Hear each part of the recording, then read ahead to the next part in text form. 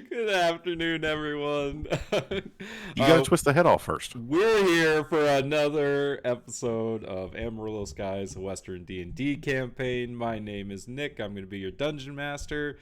I am here with our chicken-killing Yees and Haas. Say hi, Yees and Haas. Hello, Yeah. Hello. Who would like to catch us up on what happened last time? I vote Rachel. No. I vote Ben. Okay. It should be easy because I basically wrote it out in the Discord. Let's see Oh, what that's right, you happened did. last week. So, You did. Fox got a letter from Elric before leaving Greywood, and I don't know that she revealed the contents of that letter. She did not. Alice was going to live with Shiv, and then we talked her out of it. Much better to live with the future mayor, and he was very intent on taking care of her and making sure that she was got the chance to grow up as a little girl, and sent her to school where Alice got along much better with the teacher, Miss Morgan, than she did with any of the other children. In fact, she looked at them, despised them, and didn't speak to them. I didn't put that despise them part in there. It was implied. You could just tell, the look she was giving them. Implied the other way around. Despised them. Yeah, they were like her. Didn't want. They were like laughing. When she wasn't around, they would like point and laugh at her. So it was mutual. Valron returned to the sheriff's office and found Pearl Hart in jail for robbery after her parents said that they wouldn't vote for Mr. Sir for mayor. So, newsflash in case people don't remember, Mr. Sir is trying to take over the town by becoming the new mayor. Sounds like a pretty sound strategy. We are going to uproot that strategy. We're going to nip it in the bud. And we're going to make sure that Valron becomes mayor. We have the world's best campaign manager. Definitely. You nominated Maverick. Maverick, not Valron. We talked about nominating Valron, and then we ended up nominating Maverick. Valron or Roger. There's a couple of different options.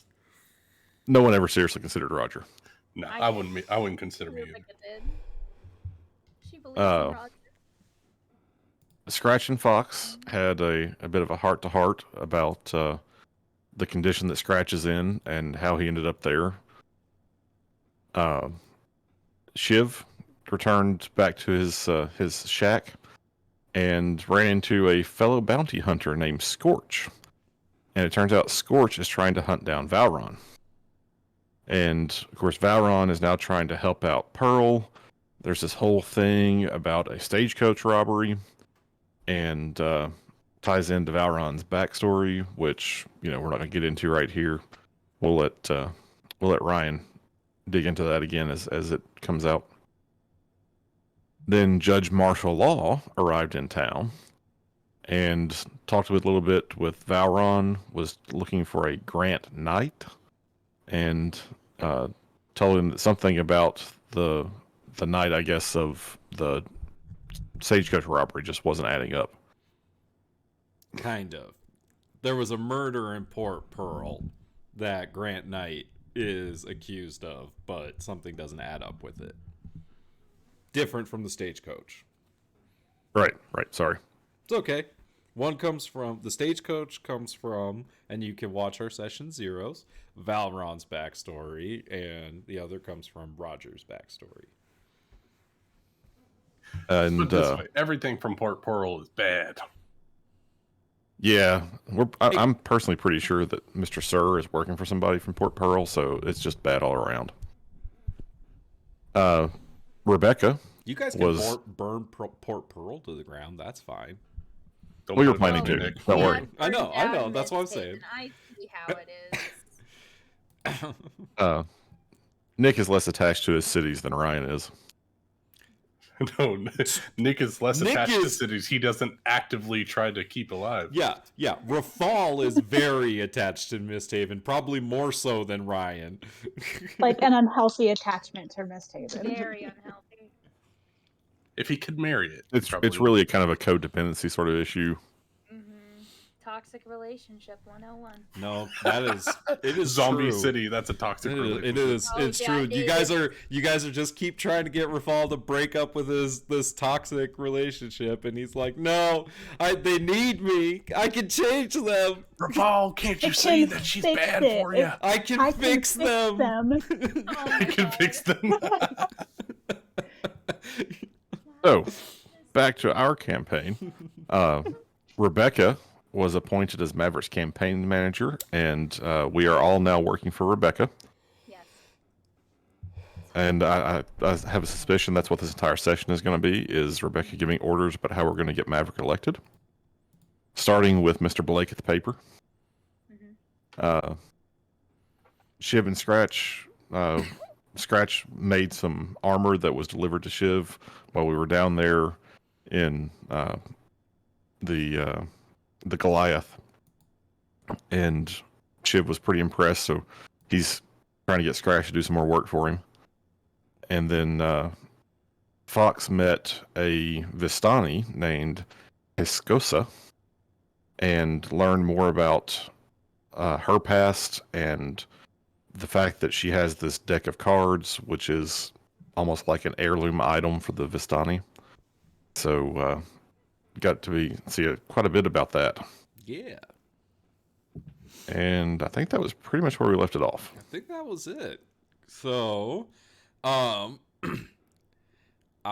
have some things planned out for y'all if you don't have anything you want to do, but I'm going to turn it over to you guys for your downtime and ask you, is there anything that you wanted to do? I hate to beat a dead horse, but I want to go to the Armadillo Star Tribune, and I want to really try to get this paper. I want to get this story out about Mr. Sir. I want to do it. Or at the very least get a ton of paper and just start handwriting it, so that way I can put it all over town saying, Mr. Sir, Pamphlets. Pamphlets, yes. Thank you. You know, We can borrow the printing press. I mean, I will point this out. The townspeople are well aware of the fact that Mr. Sir is up to no good, right? Like, they're all scared of him. Yeah. Yeah, so they know. Yeah, but they don't know the details of it. I think that Rebecca needs to put subtle subliminal messages that says, "We will provide protection against Mr. Sir for your families." Well, how would you do that? Just put in that we will provide protection for your families against this evil Mr. Sir. So in the small print. I have an I don't idea. think you understand what subliminal means. I have about 6 charisma. We're gonna set the scene. We're gonna have so Rebecca, you're in the bar area of the Soul Theater. Tether. Yes. And Tether. you're kind of working out what to write, and Roger is there helping, and Scratch also came by to help. Miss Rebecca, Right. Fox told me to come by. Said you might need some help. Yes, I do. So, y'all know what Mr. Sir did, right? With those bandits, hired them to, go into the mine for some reason that I forgot. Well, I tried to tell. You mean the mine where Robert just about brained himself? Yes, that exact one. Well, those fools down there were hired by Mr. Sir. So I went over to the editor of the Star Tribune and I said to him, hey, I got a story. And he wouldn't print it because he's afraid of Mr. Sir. But we need to show as a campaign that we are not afraid of Mr. Sir and that we could stand up to them. And we need to tell the townspeople what he's trying to do. Because although we all know Mr. Sir is up to no good, we don't specifically know what he's up to. And I'm going to print out all these pamphlets by hand, or at least I'm going to attempt to use a printing press, and then we'll just post them all over town. but I don't know what Well, to write. I have to imagine that it'd be much faster to use the printing press. Perhaps if the local printer isn't willing to print it under his own banner, he'd at least rent the press to us so we could print it ourselves. Exactly. I think it might be best to not tie the printer himself directly to it. We could use the printers without his knowledge and then spread it around anyway. So that way he doesn't get any fear and wants to put out a new issue in the evening saying that he does not condone anything that happened. I Well, don't then, think Mr. Sir is going to listen to any sort of reasoning like that. Might as well pay the man, make it a little more worth his time. I'd agree with you, but I think what we're going to be facing is an uphill battle. Because when I told him the story, he just turned white as a sheet, and he just refused to talk to me, and he nearly ran away from me. So I think I'll just have to stay up for the entire night, and I'll just write all these pamphlets in some pretty handwriting, and it makes it seem like we care about these issues. Dear God, we've been assassinated. Oh no! The Black Rider. Sorry, I was trying to. I did it. I swear I shot the sheriff, but not the deputy. I had to get the right tokens on there. Ignore me. I thought some ninjas came in and just stole Scratch and I out of the building. Rebecca, however I can help, I can run real fast, so I can spread the message as soon as we have it done. Right, okay. We just need to craft this message. Something that, is eye catching, and like what Robert said. Look, Robert said is subliminal, so that way people know, oh yeah, Mr. Sir is bad, but we know what he's bad for. But the overall goal of our message is vote for Maverick. Maybe we put in a line that says Maverick will protect those from all threats, foreign and domestic, and ensure the safety of this fine town. That's a very good one, yeah. And they'll And think then we died. that would not specifically out any persons, but it would give the general hint that he's willing to protect from those that are willing to do evil within the town. Right. Oh, and Alice, it's around this time that I think you were probably just outside hanging out, and because Roger picked you up from school, right? Aw. Yeah. Yeah. So she probably And then I tagged just along left her with out in him. the front porch and I came in and did my work. I mean, you were walking around the grounds, and you kind of finished your walk, and you come in and find them having this conversation.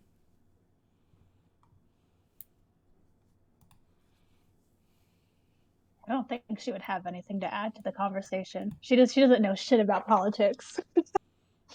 I know you don't know much about politics, but Alice, you have a good heart and you have a good mind for people. Tell me, what you think? Now, Roger, Well- she's not even eligible to vote yet. Shh. I want to know what she has to say. Well, I think Scratch is right. How, like, if you put a name to the person that you're, what's the word? That you're That attacking. you're Opposing? opposing. Yeah, if you put a name to the bad things that they've done, it's more likely that they'll be angry and will probably try to dig something up or falsify information Retaliate. about Maverick. And we don't want that. That's true. So we Okay. keep it vague without any specific names. And if somebody retaliates, we know that there's only two people running, and people will know that the person retaliating is the opposition.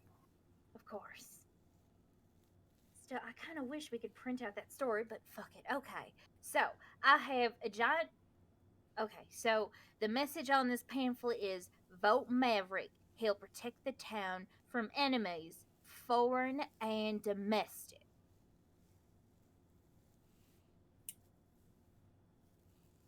And on the top of the pamphlet, this is what I'm imagining, is his picture. His picture with Alice sending her to school. I think that's a cool picture. Where You y'all gotta, gonna you find? gotta include the children because that's Where a y'all good gonna find talking an point for the artist town. to draw a picture of him? Cameras exist in this world, right? Yeah. It's like Yeah. steampunky in a way. Okay. Well, we just need to get a camera. How expensive are cameras? Expensive. How expensive is it to get your picture taken? More than any one of us can come up with. Fuck. Goddamn. I don't know if there's a traveling carnival or something that might bring someone like that around. I don't know of anybody in town who can do one of them there dagger types. It's at that moment that Telma walks in. And she says, "What are y'all talking about?" We're talking about how Alma, you know Mr. anybody Sir- does one of them there dagger types? Pictures? Yeah. Yeah. Well, I mean, Titus knows how to use a camera. He's a, rich boy. Who's Titus? Titus is very well connected. We can use his. I know him as a friend, so we might be able to use him as a resource. Yeah, I would imagine. Last I think I heard from him, he was heading down to the KO Saloon to play some cards, I think.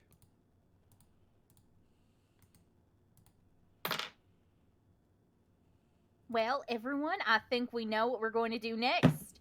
I think this meeting has been fruitful. I think we came up with some amazing ideas right here. So, everyone, give yourselves a pat on the back. And free drinks for everyone, right? Can I do that, Miss Telma? No. We'll do that when we get back. Alice is not allowed to drink. You see as she shakes her head and she's like, "No, don't do that." Okay.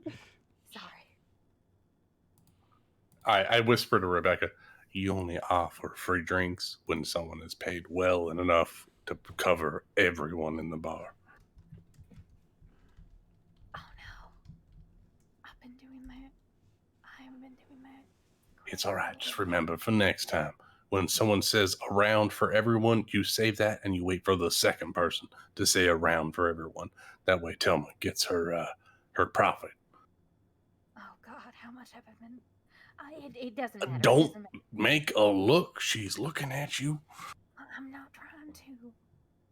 Well, no, I'm trying not to. But I just feel so bad. Anyway, everyone, let's go to the saloon that Titus is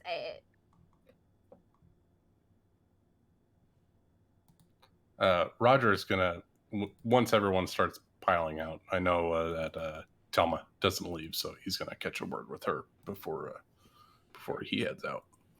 Robert better not snitch on me. Yes, Roger. How can I help you? Telma, there's been some things that have been brought to light to me, and Yeah, you have been acting a little strange since you got back. Something on your mind? Yes. Well, I'm sure you know that Circuit Judge Marshall Law is in town, rounding up a couple of no goods out in the sheriff's station. Yes, I was thinking of inviting him to one of our performances. I think that would be a magnificent idea, but he is.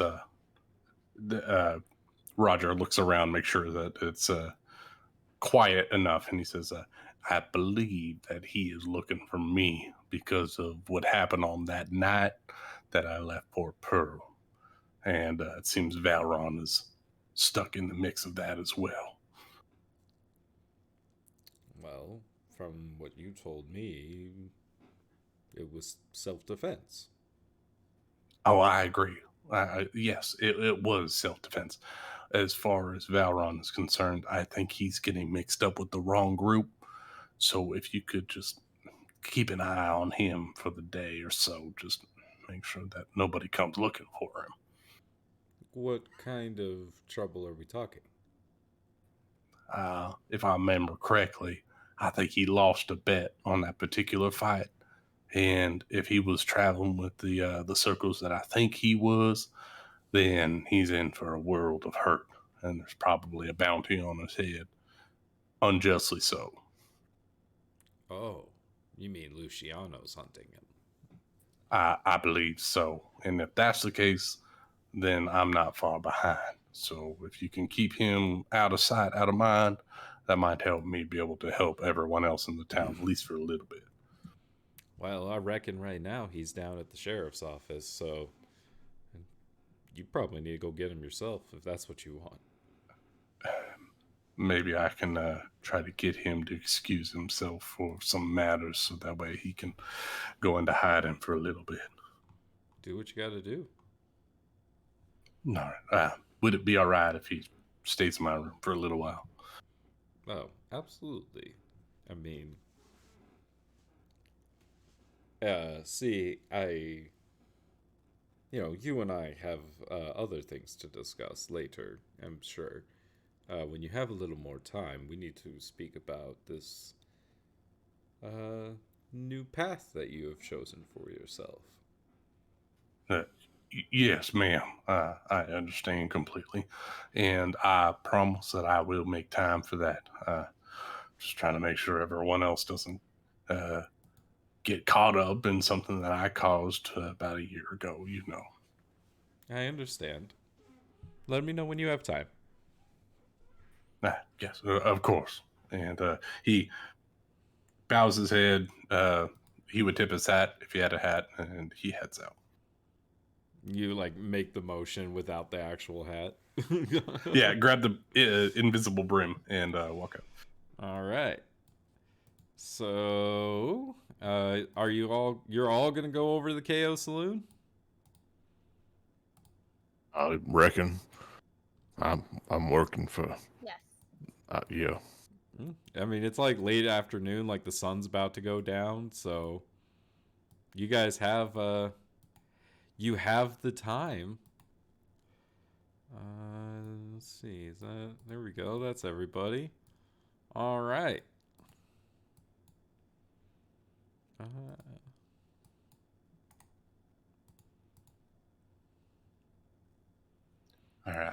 I don't know, Scratch, Rebecca. I don't know if you've been introduced to Titus before, but he is a good man, but he is a businessman. Is way too long for his token name. Hold on a second. Yeah, he's got a long title.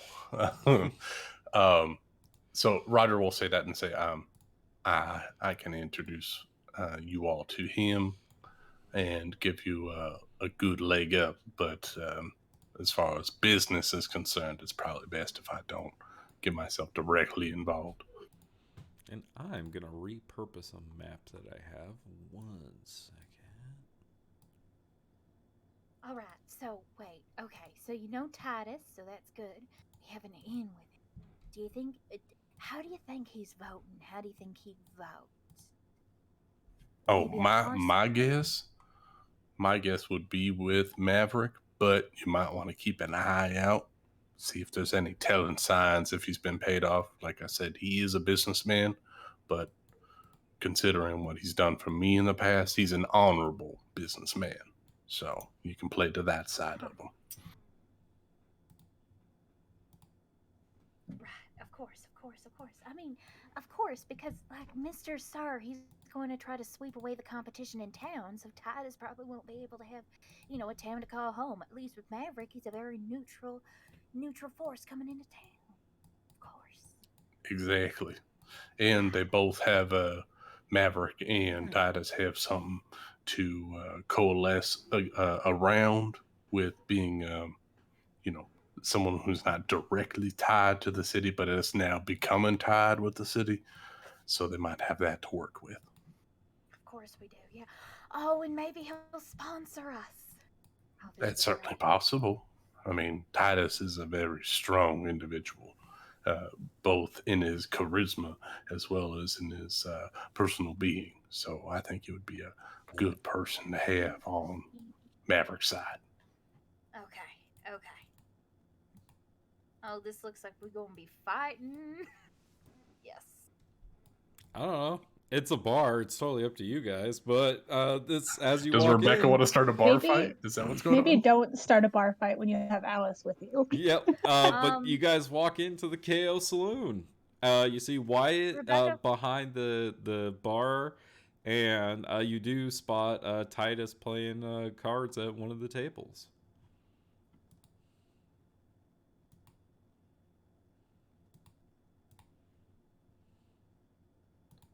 Roger is gonna make his move up into the play area, seeing Titus at the table, giving him a nod, but taking a quick look at the table. What are they drinking?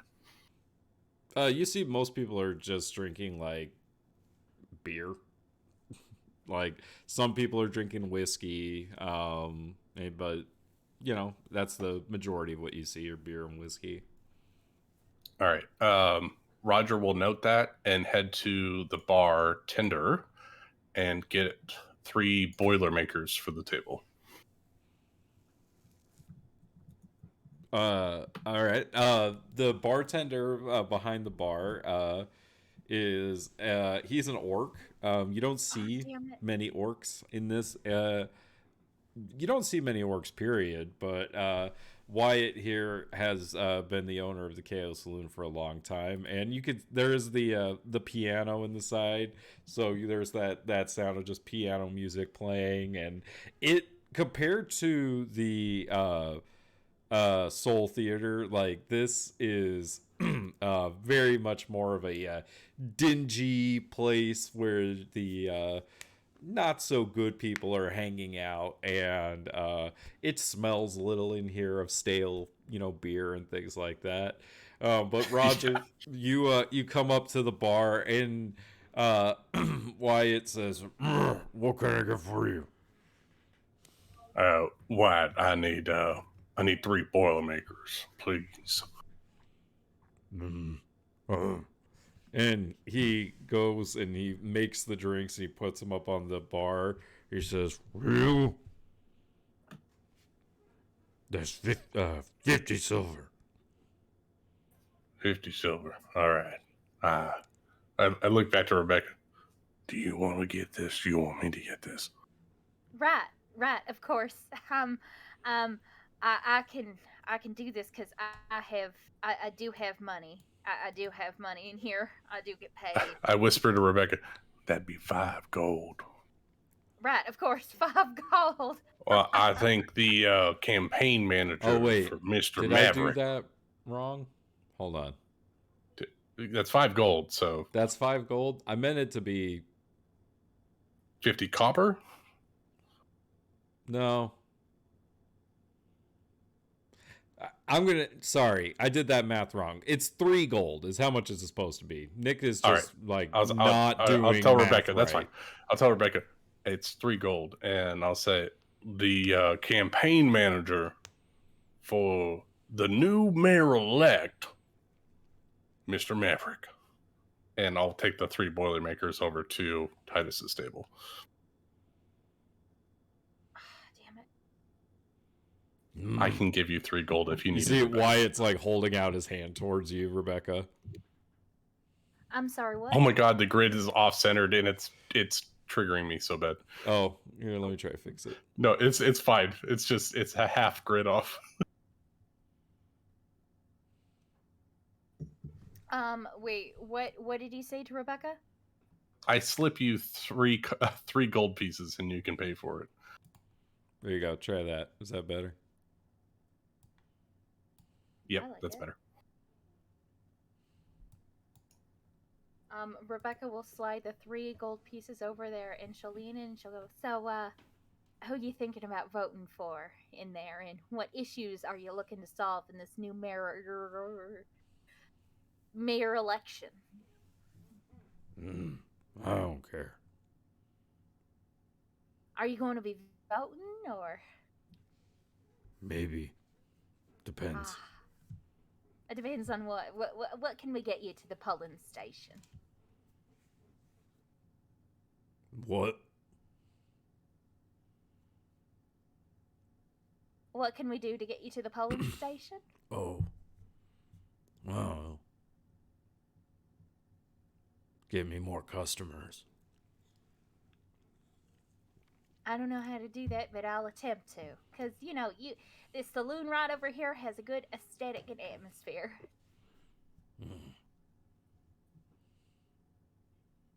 Can't get you anything else. No, just, you brought everything in with that sudden conversation. Let me know if you need anything. Right, no problem. He takes like his dirty rag and like goes back to cleaning cups. Right, okay. Rebecca will join Roger around the table to talk to Titus. All right. What's Alice doing? In this bar. You're loud. I know Alice probably would have followed Roger, just kind of sticking close to him. She's observing everything, just kind of she's people watching. That's what she's doing. And you see She's lots of people people are watching. watching you because there's like, why is there a kid in the bar? And as Scratch is just hanging out outside for a little bit. All right, so Roger, Rebecca, and Alice, you walk up to this card table that Titus is sitting at with two other people, and they're playing game cards. Roger carefully places down the three Boilermakers. He places one here. He moves to the right, places one here, and he comes around and fishes next to Titus. And he says, "Gentlemen, I would like to provide some of these fine drinks. These are Boilermakers. They have a shot of whiskey and an ale beer for each of you. I want you all to vote for Mayor Maverick. He's the one that's going to be good for all of us in the town. Ain't that right, Titus?" And he slaps Titus on the back. What are you doing here, Roger? As he like takes a sip of his drink.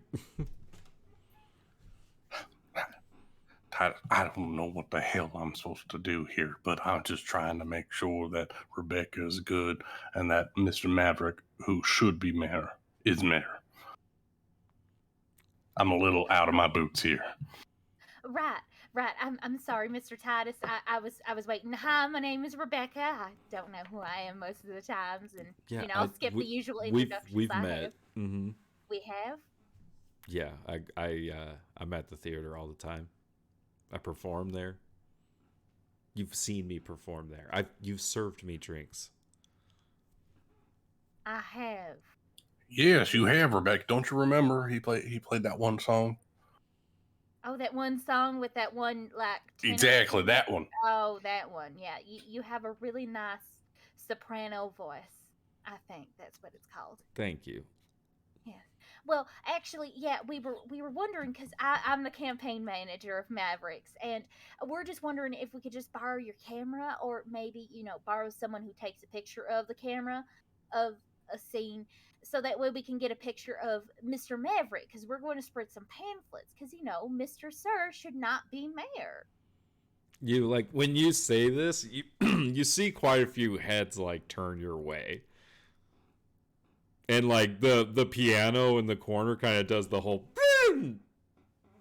as like everyone in the bar is like looking at you standing in the middle, like announcing this. Well, it's true. I mean, Maverick's obviously the better choice. You see the group of like 4 people over here at this table. They get up, and you see them start heading towards the door. That's great. Roger's gonna whistle to Scratch. Hey, Scratch, make sure that they understand what they're standing for when they walk out of this bar. Now, hold on. We don't want to do any violence right over here. I mean... No violence. I agree, Rebecca. I just want people to understand. You see this guy what is at stake in the back. He has a gun on his hip, and he walks up towards you, Roger. He says, "Are you threatening me?" Is this guy with a giant axe in the corner? Who's coming at It's me? this guy right here. But he's got his hand on his Okay. gun, and he Oh, asks okay, you okay. if you're threatening him. No, sir, I'm not personally threatening you, but if you have been threatened by a certain person that is going against Mr. Maverick, who is the son of the good Longhorn Jack, who was previous mayor of this town, who is clearly trying to extort Dead. and push fear into the rest of the town, then yes, I would say you are a coward, sir, and you should put your iron down now and head back to Port Pearl, where they'll take cowards and lowlives. But if you want to be a man and you want to stay in this town, you support Mr. Maverick. Hmm.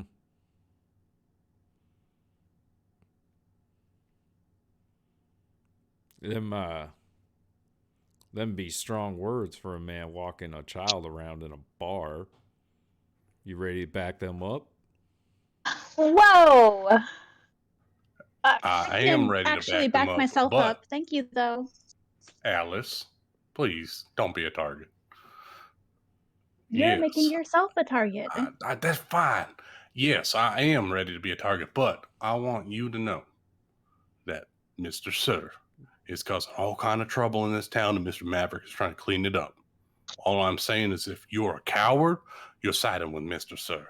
If you're a real man, then you will side with Mr. Maverick. Well, we step outside and see who's a coward and who's a real man. Let's step outside then. How about let's don't, and let's just, how about I buy you around, sir? So that way this doesn't devolve into violence.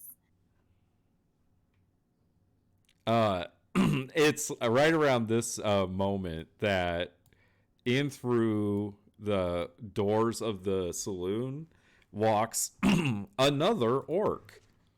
This Holy one shit. dressed very Oh, different than God. the one behind the bar. As Oh, martial law. Circuit Court Judge Martial Law enters into the KO Saloon,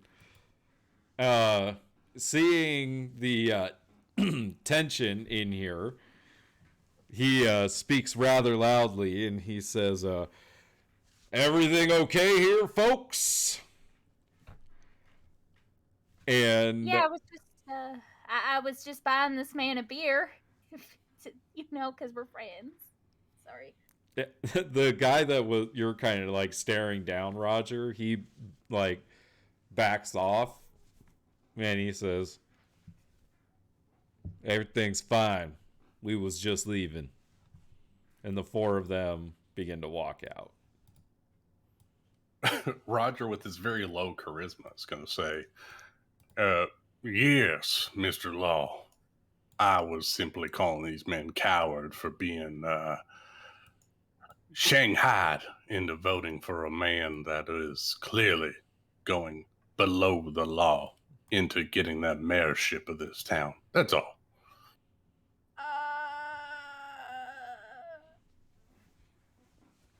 Oh, thank God You see as like they don't respond to your taunting, as they all leave.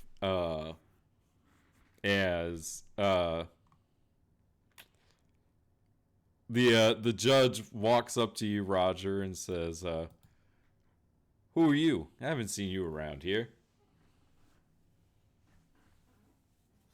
Can I roll an insight to see if he actually recognizes me? Sure.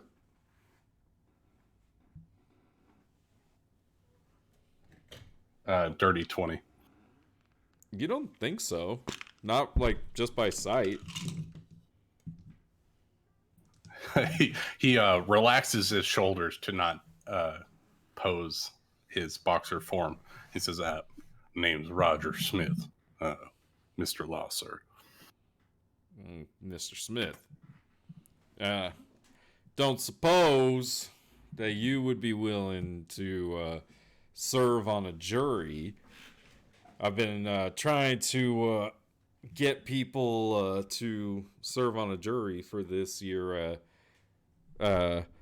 gentleman that's in our local prison here, and everyone seems that they don't want to have anything to do with this. And I hear this name, Mr. Sir, coming up quite often when I get my rejections. So, would you be willing to sit on a jury? Roger shoots his hand out. I would love to be on a jury, Mr. Law. Great. Now you got to Wait. talk 12 other people or 11 other people into it. Wouldn't Roger being on the jury be biased? Since Yeah, it was because we legit we're directly involved with this. What do you mean? Well, okay. Well, here's the thing, and let me just say this. So, there was a black rider that came in, killed the last mayor. So then we had to go over to the mine to check if it was all right. When we got in there were a bunch of goons. So, of course, we had to clear out the mine. This guy was the only survivor, and what he told us is that Mr. Sir hired him to do some tomfoolery in that their mine. So, we had to deal with him. As you're like talking, the two guys that were playing cards with Titus, they get up and walk away from the table. And you see Titus like just kind of throws his hands up. Well, there goes my extra money for the week. Oh, okay. I'm sorry. How much do I owe you? Five gold pieces. I'll get you another service. It was 50, but you know. I'm sorry. I didn't mean to.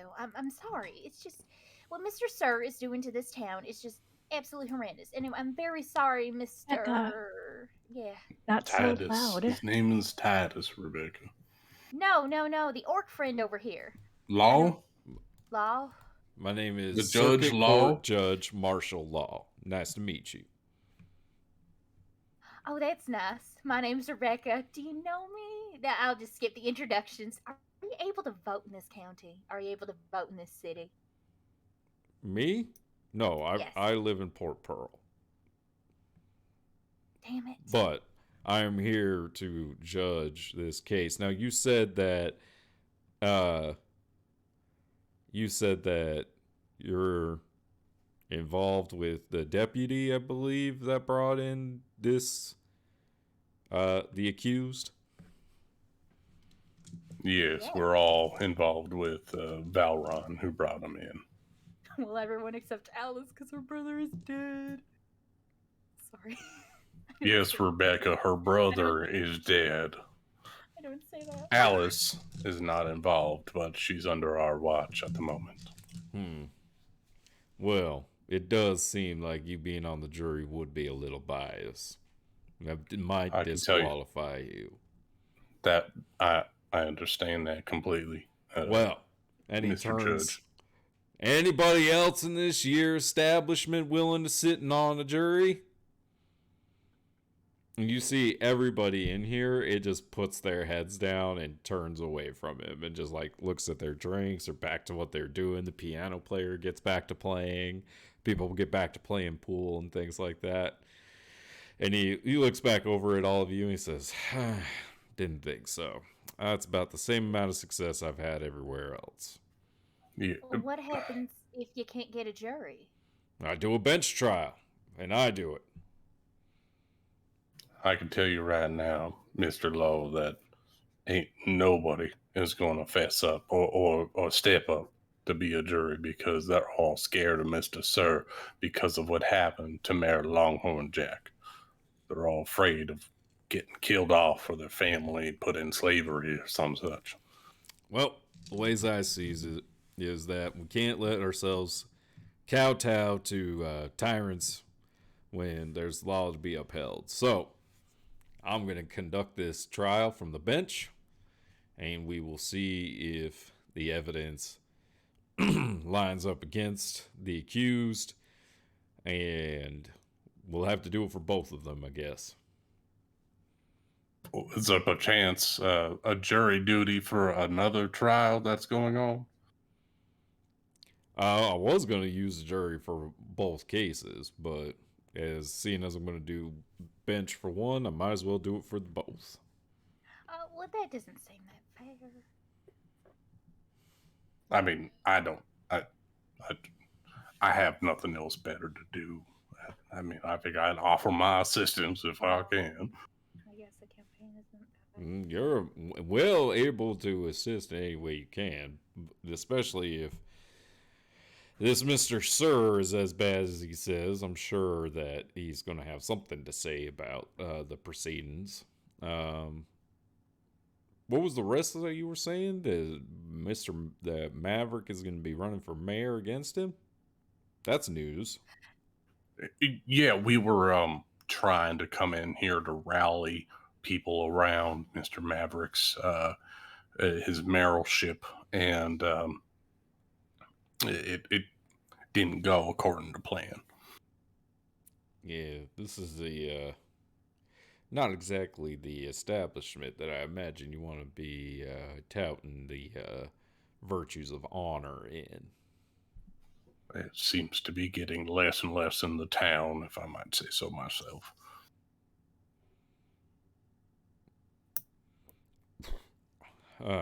Well,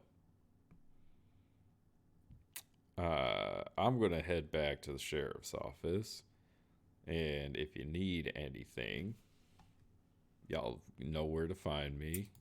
Thank you for your assistance, I suppose, in all of this.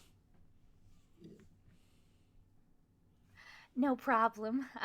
Thank you so much, Mr. Law. Miss Rebecca. I'm sorry, I don't know you. But I do now. And, All right. Well, wait, who is this? And he walks over and shakes your hand, Alice. My name is Alice Langley. Well, nice to meet you, Alice. What do you guys have her in here for? because Like of I the said, town. we are her guardians, so she is not to leave our sight unless she is with another adult that is trusted. She's gonna like vaguely like try to suddenly roll her eyes at that because she knows that she could go wherever she wants to. Roger behind Law's back is trying to be like, please just agree with me for once, damn it. Okay. I guess I'm not going to question your parenting techniques. Look, Law, her older Humans brother are died. strange. Her older brother died, and she doesn't have anybody else. It's just us, and I can't just leave her in a room by herself. So she has to come with me. Hey, look. Not going to question what you do with your daughter. Aw. Anyways, see y'all around. And See y'all around. See you around. he's going to leave. So, Titus, can we borrow that camera? Please? Hell no, you can't borrow it, but I'll take a picture. Oh, right. Thank you. That was my second question. Like, can you take a picture of it? Yeah, Thank you so look, much. the lighting over at the theater is the best. So bring Maverick by tonight, and we can take a picture for you. Of course, I'll bring Maverick over, and Rebecca will lean in. Can we count on your vote this, whatever day the vote is going to be, to vote for Maverick? Sure, whatever. Go away. Amazing. We did it. Something like that. Never mind. Come on, let's go. Go get Maverick. We'll just do it right now. Yes. Okay. Thank you so much, everyone. We did it. One of our first campaign things, and we've only just alienated. How many voters did we alienate? A 6? quarter of the entire town. Quite a few. All right. So you guys, you're able to go and get Maverick and have Titus take a picture of him. And when you wake up in the morning, Well, Titus tells you it's going to take him a few hours to develop the picture. But when you wake up in the morning, Rebecca, you do receive a copy of the newspaper, the Amarillo Star Tribune, and you do see that there is a story in there about Maverick running for mayor. So Is it good? Is it positive? it's informational. Okay. It talks just kind of about like, remember Maverick, the son of Longhorn Jack. He is going to be running against Mr. Sir for mayor, and things like that. There's a few bits and pieces of the things you said, but definitely none of the stuff that you said against Mr. Sir. Is this on the front page? It And is. Mr. It is front page Okay. news. Is Mr. Sir in the newspaper at all? Like, has he bought ads? Oh yeah, there's a big old campaign ad in there. Fuck him. Okay, we're taking this mother down. But you have your picture, and you have your story that you want to put together. So how are you going to get a pamphlet made?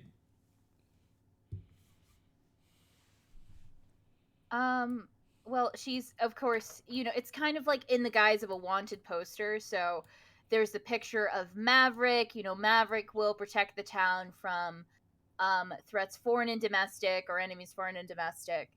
And so that's just going to be that pamphlet. And then in there, it's going to kind of discuss the crime. So I guess, it's just going to be that one pamphlet, just that front thing. So she will try to go over to the guy with the printing press at the Star Tribune, the armored, and she'll ask if she can borrow the printing press, because it's very neutral, and this is, the only place with the printing press. So I think she'll do a great job. All right. And maybe even attempting to put an ad in the paper. Rebecca, yes. I don't know about that. I'm not sure you want to make it look like Maverick's on a wanted poster. It does kind of look like a wanted poster. It does. I'm sorry. Did you not put the children in the picture? I thought I did. I don't know. For some reason, it's a picture of Maverick and Alice, but it still kind of looks like a wanted poster with just like the picture at the top and the text at the bottom. Okay, how would you do it? How would you do it? I don't know how I would do it. Maybe put the words up on top or something. Just if it looks too much like a wanted poster, it could give folk the wrong idea. Now, if we could get a picture of Mr. Sir and put that on a wanted poster, that'd be different. Of course, we could say wanted for dark activities. Oh my god. We weren't smear campaigning. We're not smear campaigning. You're right, Alice. It is something we don't do. Not today. Yeah, give a good paragraph describing what's going on with a good header. Put the picture in the middle, and then some more of his address and statement below, so that way it's like his deeds that he'd like to do in the town below the picture. Formatting aside, you're going to go to Mr. Blake to try to get this printed. Yes. Got it. Okay. Formatting's important. It is. Alice, are you going to school today? Yes and no. Oh, you gonna cut class? What I would like to try to do is that I would like to attempt to persuade whoever is tasked with walking her to school that she could walk by herself, and then she's not going to school. All right. Probably be Roger. Probably. I was gonna say it'd either be Roger or probably Maverick. Roger, you're staying with Maverick, right? Yeah, but Roger, staying with Maverick. You show up to the mayor's Roger manor would need in halfway the morning. through. Well, yeah, I just say you show up to the mayor's manor in the morning to walk Alice to school, like you agreed to. Yeah, totally. How are you doing, Alice? I'm good. Maybe school will be better today. I don't know.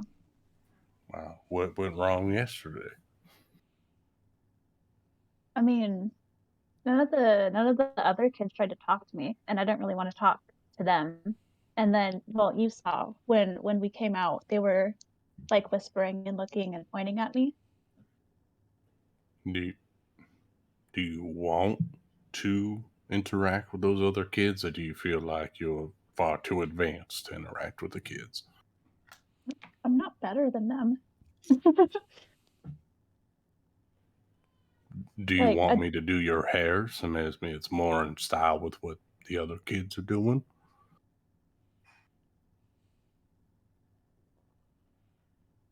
um,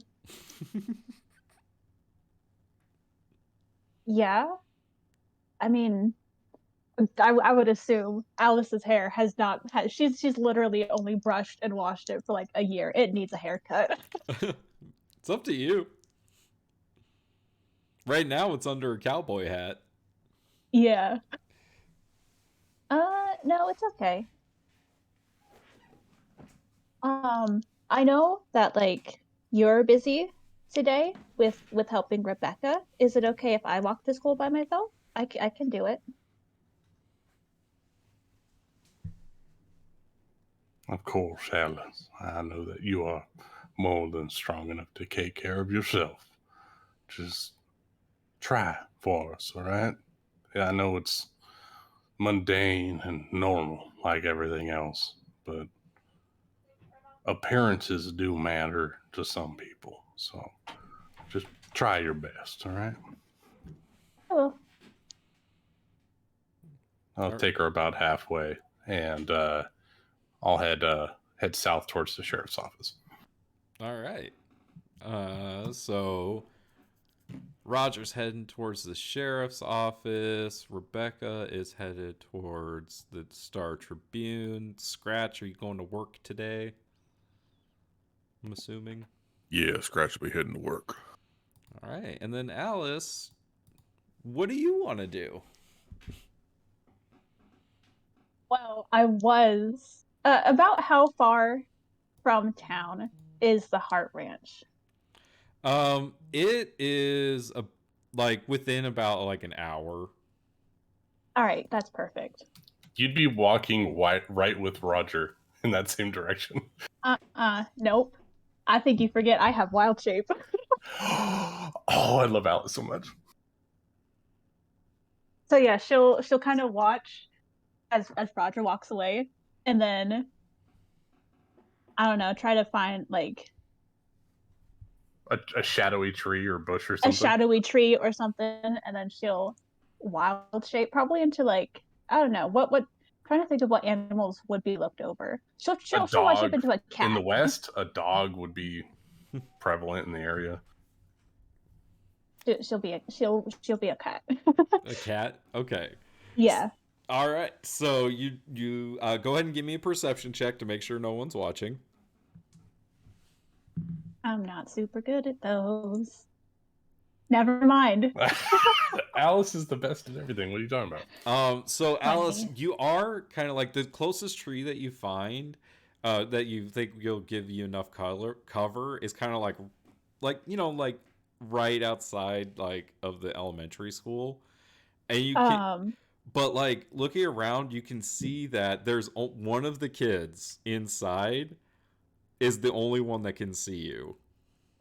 ugh. Can she try to go closer to the church Sure. if there's less people over there? Like I know, like she's trying to avoid those kids as much as possible. She's too anxious to interact with She's them. like, I can't shape change in front of that kid. He's gonna think I'm a freak. Okay, so you like run behind the church, and you think that you're pretty well hidden over there. All right, then yeah, she'll wild shape into a cat. So you come back out, and you can see that kid is kind of just like looking and just like staring back over at the church. Doesn't notice the cat coming out, but is just kind of looking over at the church building. where you went before their attention like snaps back to the front. All right, yeah. And then she'll make her happy little way over to the Heart Ranch. All Because I can right. stay in wild shape for 2 hours. Yeah. What would you like to do out at the Heart Ranch? She just wants to visit Blythe's grave, just kind of sit there for a bit. All right. Anything you want to do in particular, or just kind of hang out with Blythe for the day? Yeah, just kind of hang out there. And then later in the day, she'll make her way back into town. Because Kind of like it at was the gonna end of the stop. school day. I don't know. Who knows if she'll lose track of time or not. We'll find out. All right. So while she is doing that, we're gonna go with Rebecca. You walk over to the Amarillo Star Tribune, and William Blake is doing his thing like he always does. He's out front handing out papers to people as you walk up to him. Oh, what's his name again? William Blake. Howdy there, Mr. Blake. I saw the story you put in the paper. Not all of it, but Well, yes, Miss Rebecca, I told you I would run that story, and I did. well, thank you. Well, I was just wondering. I have many questions half the time, but I'm wondering if I could borrow your printing press, or at least I could pay you to print this out. But we're hoping to put out these here flyers for, Maverick, the mayor, soon to be mayor. Yeah, well, I have a 10 gold, and I could get this story in the paper for you. Wait, well, let me read it real quick. Huh. Uh-huh. Mm-hmm. Well, this doesn't say anything. You did a much better job on this than you did with what you pitched me yesterday. Well, yeah, I had to do it because I still don't understand why you just can't stand up to Mr. Sir. Because do you really think that everything's going to change hunky dory if he becomes mayor? Because it's going to get worse, sir. Not if I don't upset him, it won't. You Really, stay on just his like good how side, and you make some pretty decent money, my darling. How'd the mayor do staying on his good side? Not great. Oh wait, well, you mean how was being on Longhorn Jack's good side? Well, No, just Jack was a wonderful man. I mean, I miss him dearly. Do not misunderstand me.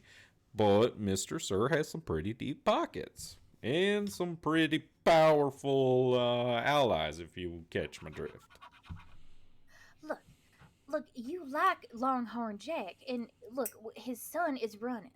And I'm not trying to steal his vote away, but I'm just saying that, we have to give the town courage to realize that even though this man has deep pockets and a deeper shadow with nefarious things inside of there, like, it doesn't matter because Maverick is clearly the best candidate out there. I don't know where I was going with this. Well, if I know one thing about politics, it's that the best candidate isn't always the one that wins. But I will tell you this. Well, make me a persuasion check if you would, Rebecca. Come on, Becca. 21. There it is. There it Nice. He is. says, "I'll tell you this. I'll go ahead and run this story. Oh, nice picture. That's a good addition. Much worth the money that you're going to spend. I'll go ahead and run it. I'll do it. You've inspired me at least a little bit. But look, yeah, I don't think he'll be upset with me over this. So I'll go ahead and run it for you. 10 gold. 10 gold, of course. I have gold. Yeah, and she'll give him 10 gold pieces.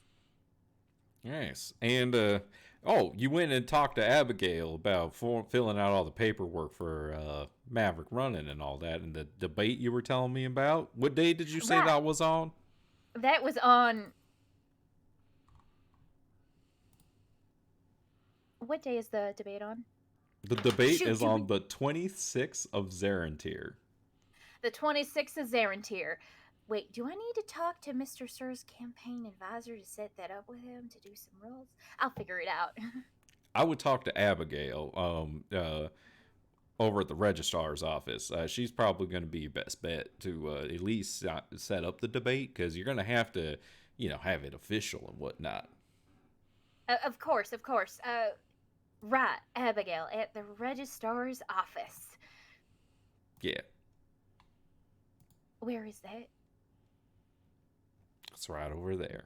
Tell Oh, right there. tell her I said hi. All right.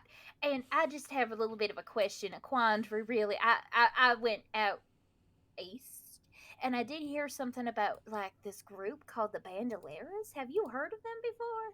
Anything pop up, news related? Bandoleras. Doesn't necessarily... I don't think that rings a bell. All right, of course. Thank you so much. And I don't have the registrar's office on here, so I'm just going to put Abigail over here. But if you didn't put... Between the blank and the backsmith, right? There you go. But if you didn't put it together, Abigail Blake is William Blake's daughter. Oh, did not put it together. Blake, common name. Yeah, very common name. Also, just wondering, can we have that? I know this is a lot to ask, but like with that picture, can you maybe format that into some sort of flyer that you can use the print and press? And can we use the print and press to have those flyers to hang up around town? I'll pay you. Give me an extra 5 gold, and I can do that for you. Okay. I have a ton of gold. Do you?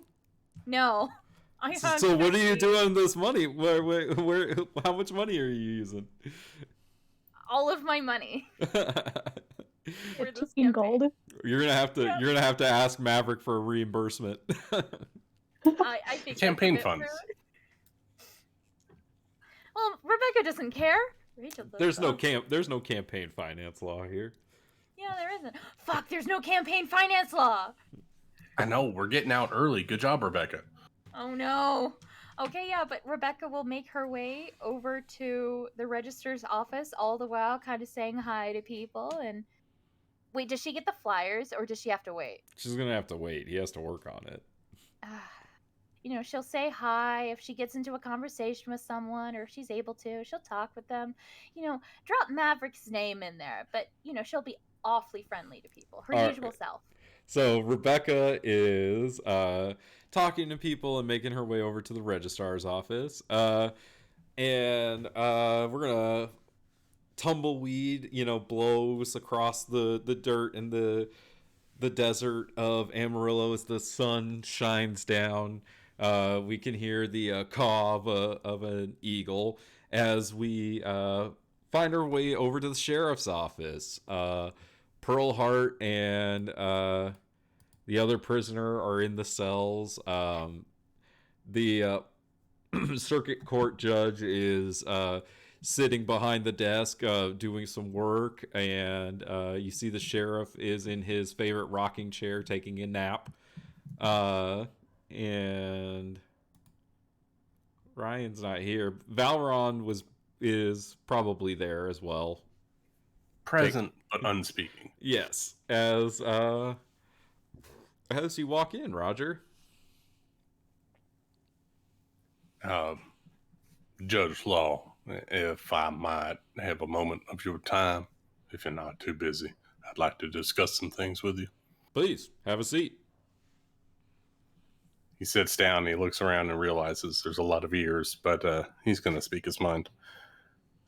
I was told recently that you were looking for a Grant Howitzer Knight. Yes. And you were looking for some information on him? Yes, I was. Yeah. Why? You know something about that, Mr. Smith? In fact, I do know a little bit about this Grant Knight. He rolled into town not too long ago, about 9 months ago, carrying burlap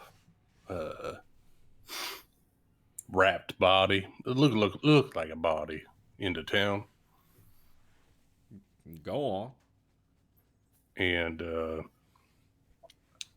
yeah, he buried it outside the Soul Theater there, beneath the old willow tree.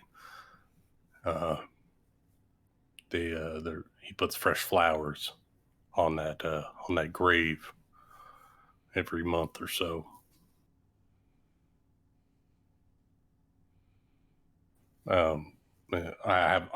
If you need more information, then I might be able to help you with that. Are you trying to deceive him? I'm trying to. Yeah, no, Roger is.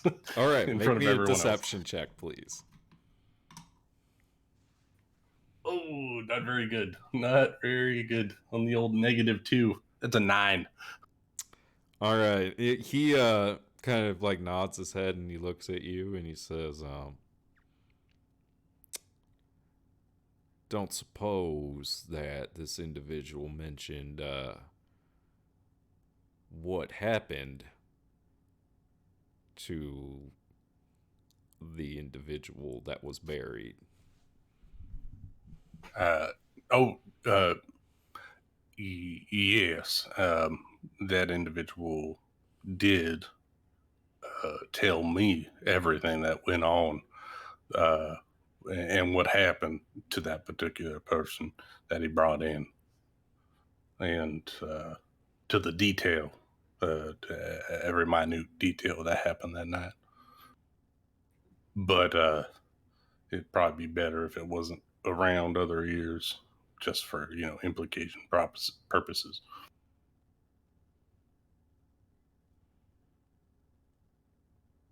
I can take you to where the body is if you want to see it. As you say this, there's a knock on the sheriff's door, and Don't be scorched. Don't be scorched. outside is the form of a rather large individual. Oh, Mr. Sir. Play cool, man. Accompanied by The Black Rider or the Dark Rider. What do you call him? The Black Rider? Black Black Rider. Rider, his Oh, his no. right Oh hand my man. god. Oh God. Well, Rebecca's dead. Fuck. Roger's gonna stand up, push his chair out. So does the marshal. And with that, we're gonna take a pause on that cliffhanger because I have to pee Bro. really bad, and Oh, I man. would really like the others to be here. If Roger has to throw down with the Black Rider, so be it. So we're gonna take a Oh, 5-minute God. break, and I'm gonna go to the bathroom. BRB. So is this going to be like a hell situation where we've just got to find a way to meet it all up? Like that's the If end. you guys hear the mean- blast of gunfire, I'm sure you guys got some good passive perceptions. Please come I and help mean- me for the love of God. Originally, I was gonna have Alice dip over to the sheriff's office and then go to the Heart Ranch, but I have to then reverse now. Actually, this is the perfect thing.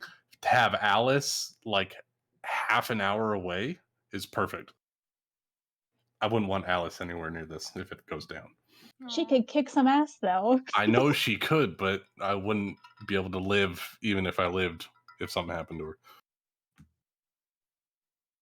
I mean, I've been wanting to go to the sheriff's office to look at the bounty board for a while now. Same. So I mean, we could just suddenly like go, I need to go to the sheriff's office. Wow. Roger's been gone a long while and he's over here trying to catch bullets and hit people and shit. Well, considering that there are so many witnesses, maybe what Mr. Sir is trying to do is a campaign ploy where he's bringing along the Black Rider to go, see, I'm a law abiding citizen. Turn the Black Rider in. and then go see I brought the Black Rider in. Problem is he's got 2 witnesses that I don't think it's gonna fly. I don't think it's gonna fly. I like where you're going with it. I don't think it's gonna fly. I'm assuming that Mr. Sir came to try to get He's trying to strong arm the law into and try to get what is it? This guy?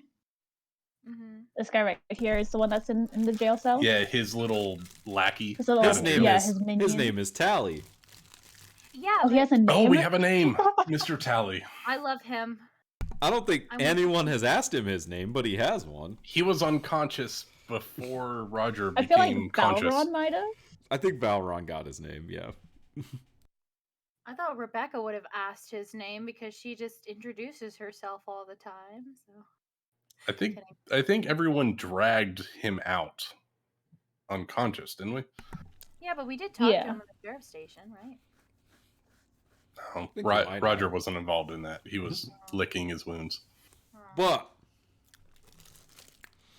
I still think that Mr. Sir is trying to do a political grandstand. I don't think he's here. I doubt it.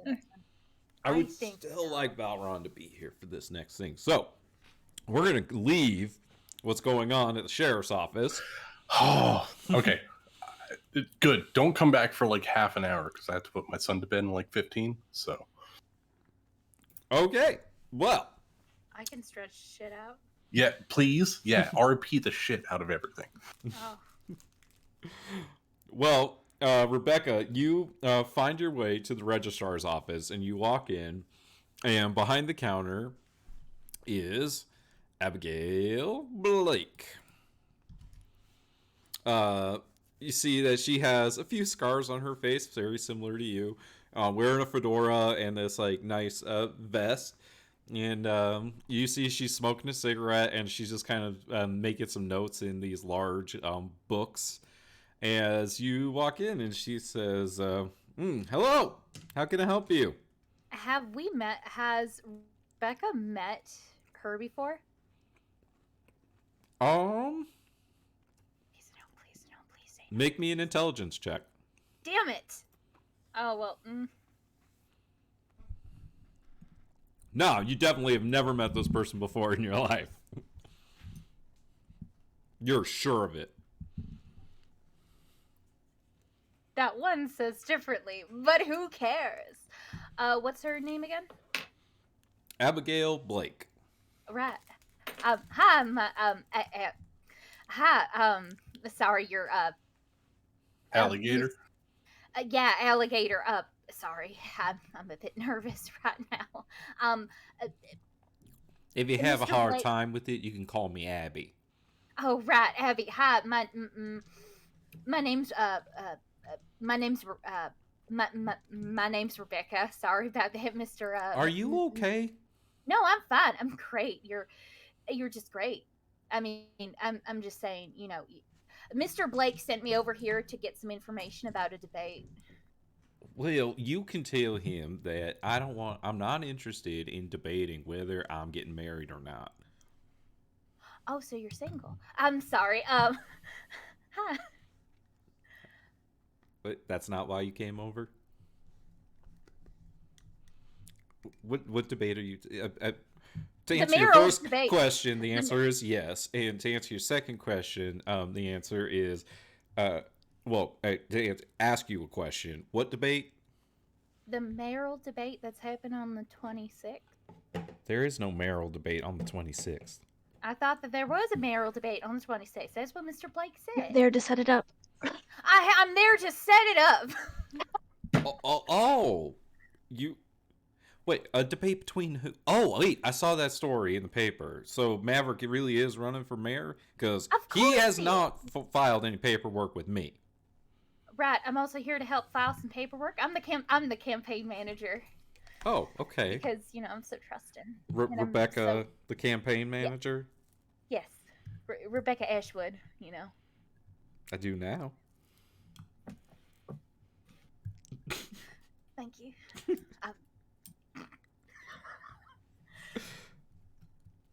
Right. So yeah, I'm here to also fill out some paperwork because you know. Okay. I well, here you go. And she like reaches under the counter and pulls out this like thick stack of papers and puts it on the counter. You're gonna have to fill out all of these and get Maverick's signature on a few of them for the mayor's race. And then she pulls out this like stack of papers and slams it on the counter next to it. These are all the forms you got to fill out for the debate, and you're going to have to get the consent of both parties. So we're going to need, unfortunately, going to need Mr. Sir's signature on this.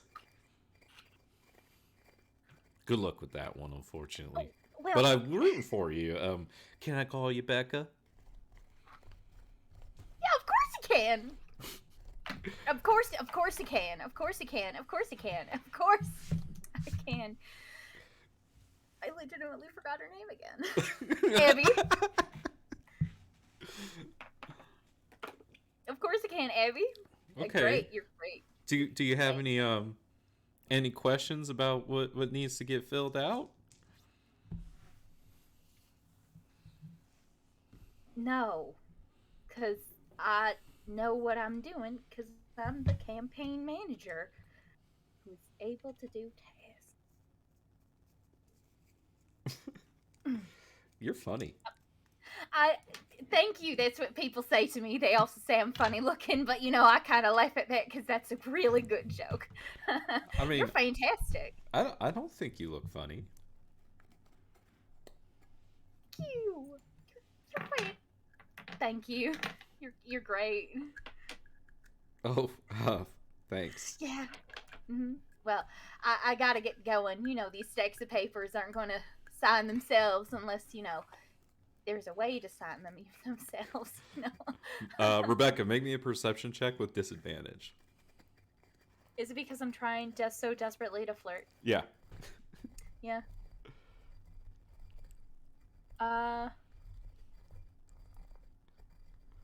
Oh my god. 10, Come on. 10, you like catch yourself before you run smack dab into the door. Like with your two, like you have your hands full of papers and everything, and like you kind of stop yourself before you walk full on into the door. Yeah, where you take that step and you're like, oh god, there's a wall there, and you stop just exactly. in time. You manage to like not. You like kind of back, like your back hits the door, but you don't do the full on like turn around and walk right into it. Right. I know how doors work. Thanks, Abby. You've been great. Call me Rebecca. I live at the Salt Eater. Thank you. Not the Salt Eater. Salt Eater. Thank you.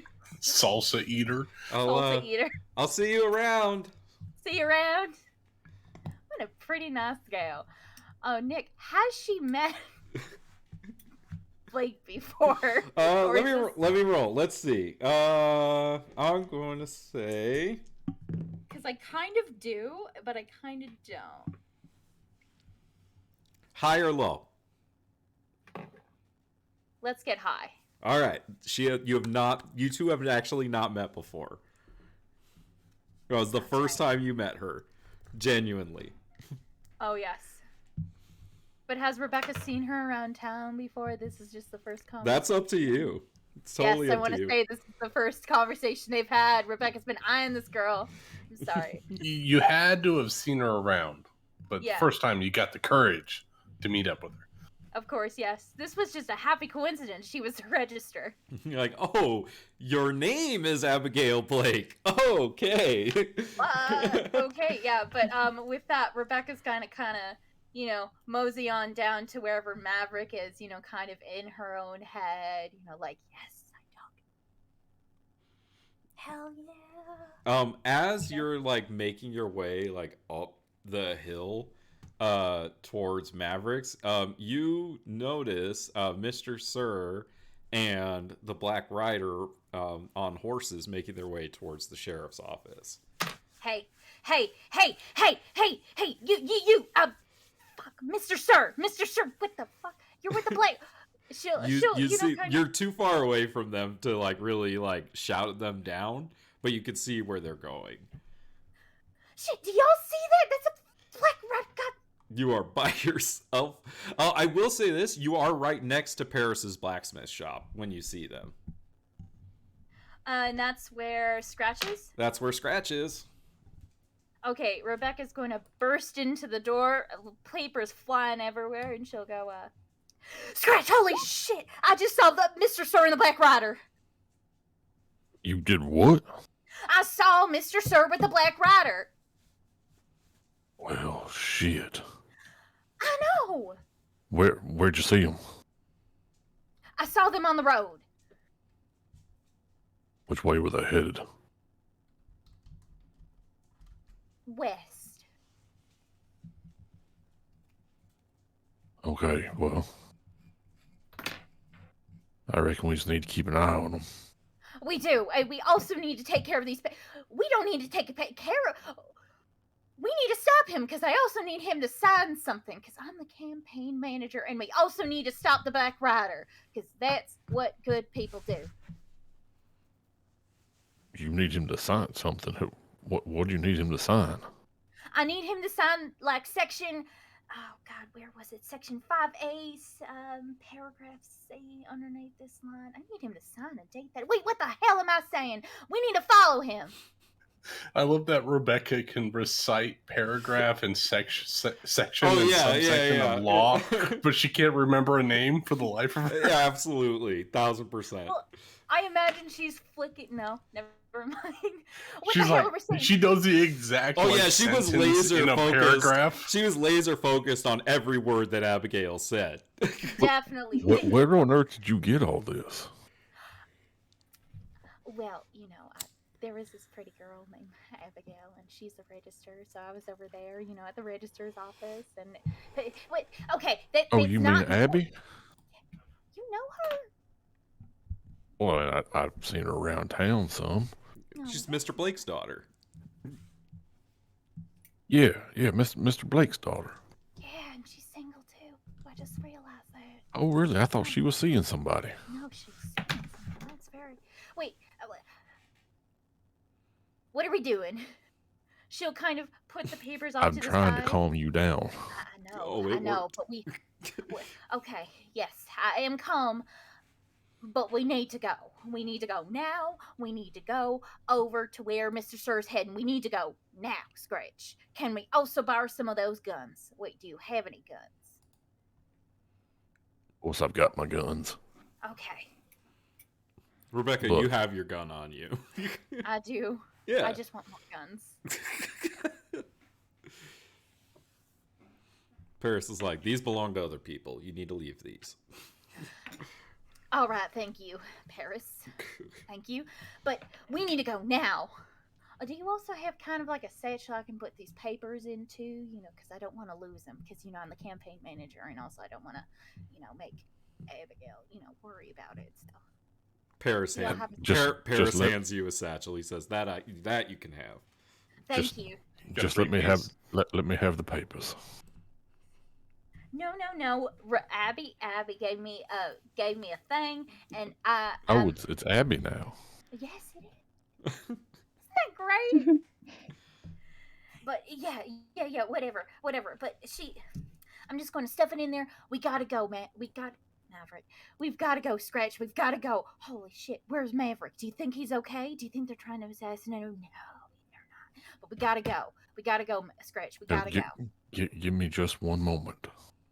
One moment. He could have killed like 10 Longhorn Jacks by this point. No, hold on. And as Rebecca 25. continues to babble at Scratch, he cast Alter Self on himself. Okay. To disguise himself as just another townsperson. Okay. Let's go. Come on. Is it going to work? Holy shit.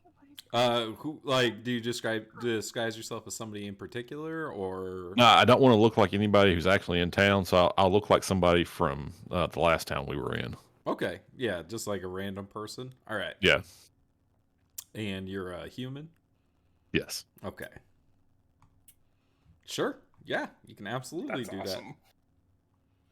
So what's it look like as you cast this? Like, because usually you do your spells in a little bit of a different way. How do you do this one? Yeah, we don't see a whole lot of casting from Scratch. So with this one, what he does is he takes his jacket and he flips up the collar and takes the bandana he always kind of wears covering his face, and actually like sort of stretches it down to drape, and he closes up his jacket completely, and he taps a couple of buttons uh, on his jacket, and it sort of shimmers, and all of a sudden he looks like somebody else. That's cool. Very, very like Ghost in the Shell, Yeah. camouflage stuff.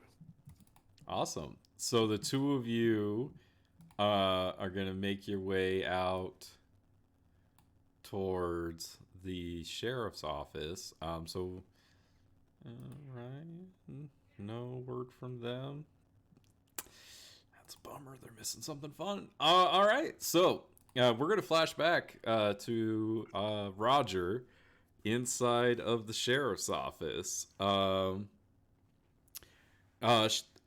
So Mr. Sir, as he walks in, the floorboards underneath him creak. He's got his signature cigar in his, three-fingered hand as he is looking at all of you. And he motions his cigar towards the marshal, and he says, "You must be the one I heard about, circuit court martial law. Is that right?" The marshal looks at him and he says, "That's right. How can I help you, sir?" And he says, "That's Mr. Sir. My pardon. I hear that you have a Tally here in on trumped up charges, from what I understand, and I wanted to negotiate the terms of his release." The martial law looks at him and says, "Well, I reckon I plan on having a trial to figure out if he's innocent or not. Seems to be mighty difficult to get folks to serve on a jury in this town." Mr. Sir looks at him and says, "Yeah, most people smart know what's good for them." As he looks left at Valron, looks right at you, Roger.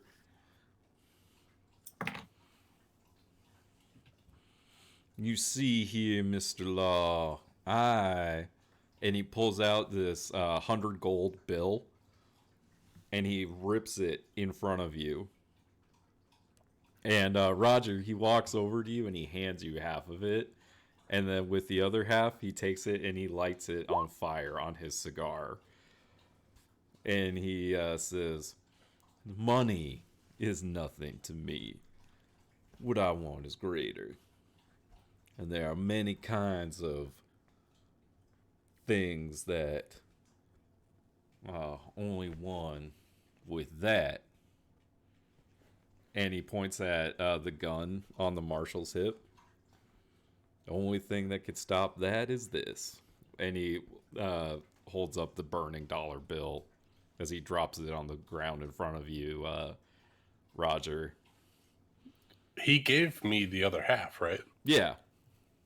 I take it and I walk over to him and I put it in his coat pocket and say, "I can't be bought, Mr. Sir." And I step back. Either way, all I'm saying is that you have this chance, this opportunity to do the right thing and let my boy Tally go. Otherwise, I might have to use my considerable influence to alter the course of things. Roger speaks up. "Is that the same opportunity that you gave to Mayor Longhorn Jack before he was killed in his own home?" Sure, I have no idea what you're talking about. "Deputy Valron, did you see the right hand of Mr. Sir gun down the previous mayor of this city in his own home?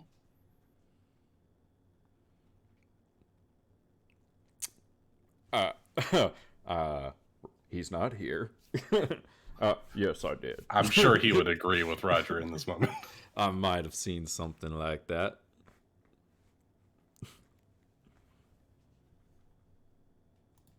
Was a very Valron answer. It seems like you might be overstepping your bounds, Mr. Sir, if I might say so myself. Well, those are very tall accusations for somebody who doesn't have a lot of proof. There are 5 eyewitnesses. I hate this man. We have 5 eyewitnesses and 2 of them are here. So, either you try to eliminate potential witnesses or it goes to a higher authority, and he looks to Mr. Law, and then we see what happens there. But I'm willing to testify. He motions towards the marshal. How about it, Marshal Law? Are you going to arrest me? Off of the word of these here criminals? What? He looks at Roger and he looks at Valron. Roger does not show any criminal intent in his mind. I don't know about Valron. Yeah, I mean, do you react to him saying that?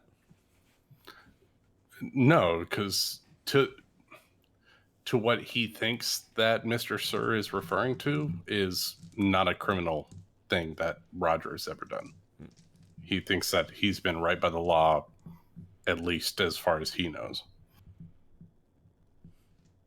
Well, we're not sure how Valron reacts, which is why I wanted him here.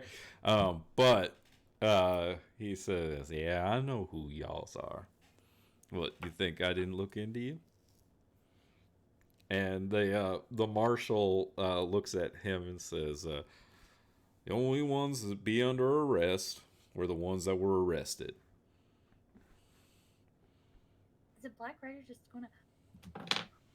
Black Riders is hanging out there, but it is around this time that Rebecca and Scratch find their way to the sheriff's Oh, thank God I held them off far enough. So have we made it there? Yeah, you guys are as you guys are walking up, you guys see that they are still inside as you guys get there. Rebecca, if they're inside, Rebecca's immediately going to burst in and go really fast. I'm not going to do it. Holy shit, the Black Riders over there riding with Mr. Sir. Oh my God, I think he's going to try to kill us all like he did with the mayor. As you burst in, you see that you are standing like the Black Rider is directly to your left, and Mr. Sir is right in front of you. We'll speak of the devil. And as he turns around, Mr. Sir is a big guy. And he like, because how tall is Rebecca? I actually rolled for this, and she is... You're like 6'3", right? No, she's 5'1". Oh my God. No, Elric is 6'3". So he towers over you, Rebecca. And he looks down at you and says, I think we'll be seeing ourselves out. A lot of What? folks around here saying some stupid things. What, that you hired someone to go into the mine? That you Excuse me, Miss Rebecca. I believe we need to get a signature. Do you? I've got the paperwork right here. Excuse me, Mr. Sir. We're trying to organize a candidates debate for the mayoral election. Debate? Abby? What for? Well, For the since there are two candidates running, we thought that it would be best to let the townsfolk see them in a discussion. Who else is running? Since when? I didn't know about this. Well, clearly you don't read. But if you did, you would have seen that Maverick is now running for the mayor's office. You have competition, Mr. Sir. And she'll cross her arms and You appear see to as like nod. he takes the papers from you and his like other hand, his not his hand with the three fingers, but his left hand, and he His like strong hand. yeah, and he like kind of like grabs the papers as you say Maverick, and you see that he's just like, oh, that little brat is ruining all my plans. Fine. And he like signs his name on the line and throws the papers back at you. Thank you, Mr. Sir. Thank you for your civility. I start picking up all the papers from the ground, trying to organize them back again. Really, who is that? I don't remember who he is. And he's gonna walk out with the Black Rider. I can't wait for the Nick versus Nick debate.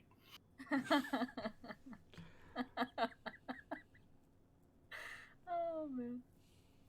It's all in the debate prep. The great debate of 21. One man versus himself. It's going to be the As Mr. Sir is like kind of walks past Rebecca and Scratch and like is like about to like he's outside of the building but the door's still open. He looks back in at you, Roger, and he says, don't suppose y'all had a nice trip to Greywood, did you?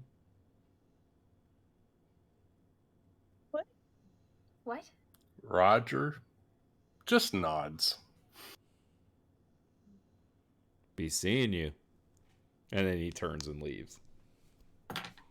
Are you serious? What about that? We left a murderer leave the jail.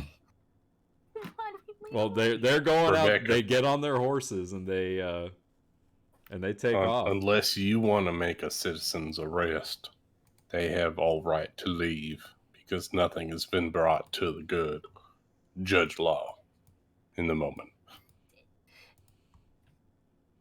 I don't reckon arresting that man is a good idea.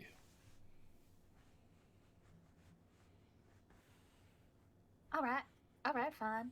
I'm sorry. I got ahead of myself. I admit I do that. But we have a debate because I got papers, Roger. Robert. Good job, Rebecca. You hear Tally from the jail cell, and he laughs and he says, "You think you're going to live to see that, little girl? That's funny." And he just kind of goes back to the nap he was taking. I don't know. Do you really think you're going to see the next day without ended at the end of a long rope, little boy? I reckon I'm going to get out before then. I'll make sure everything in my power that scene. No, I'm sorry. I don't know what Rebecca. came over me. I don't know what came over me. I'm very sorry. Yeah, the marshal just kind of gives you a weird look. Sorry.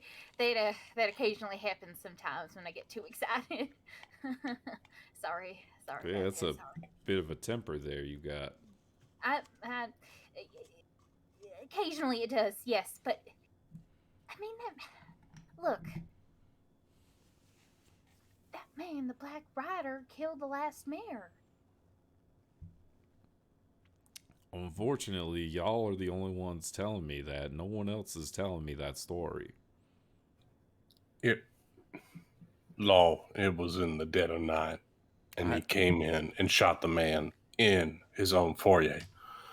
I have the bullet wound to tell you right here, and he shows his hand.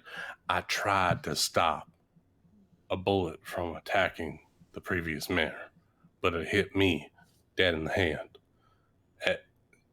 That man is dangerous, but there's no real way to prove it.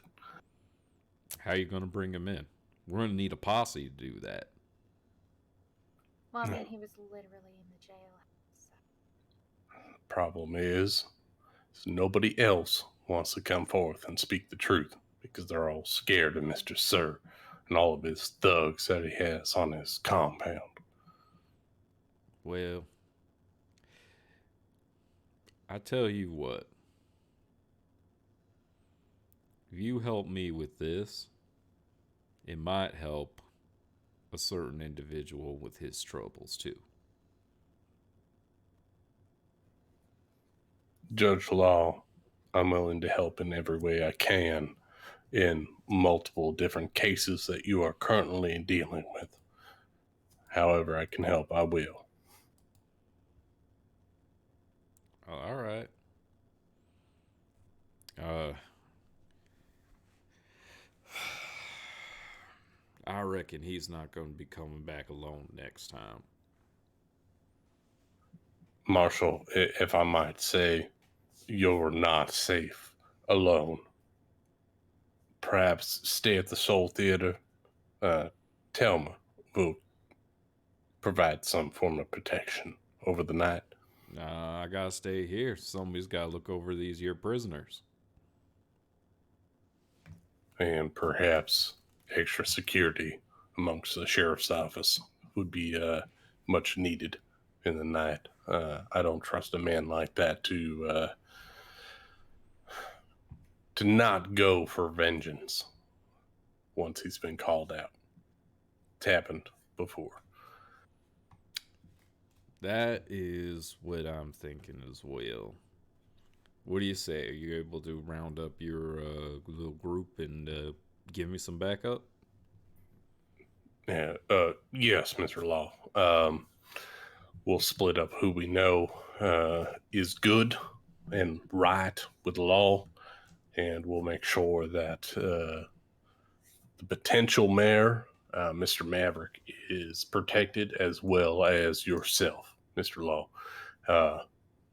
I'm sure that everyone else agrees that this is in our best interest for Amarillo to make sure that you are safe and a good man is not brought down before his time has come.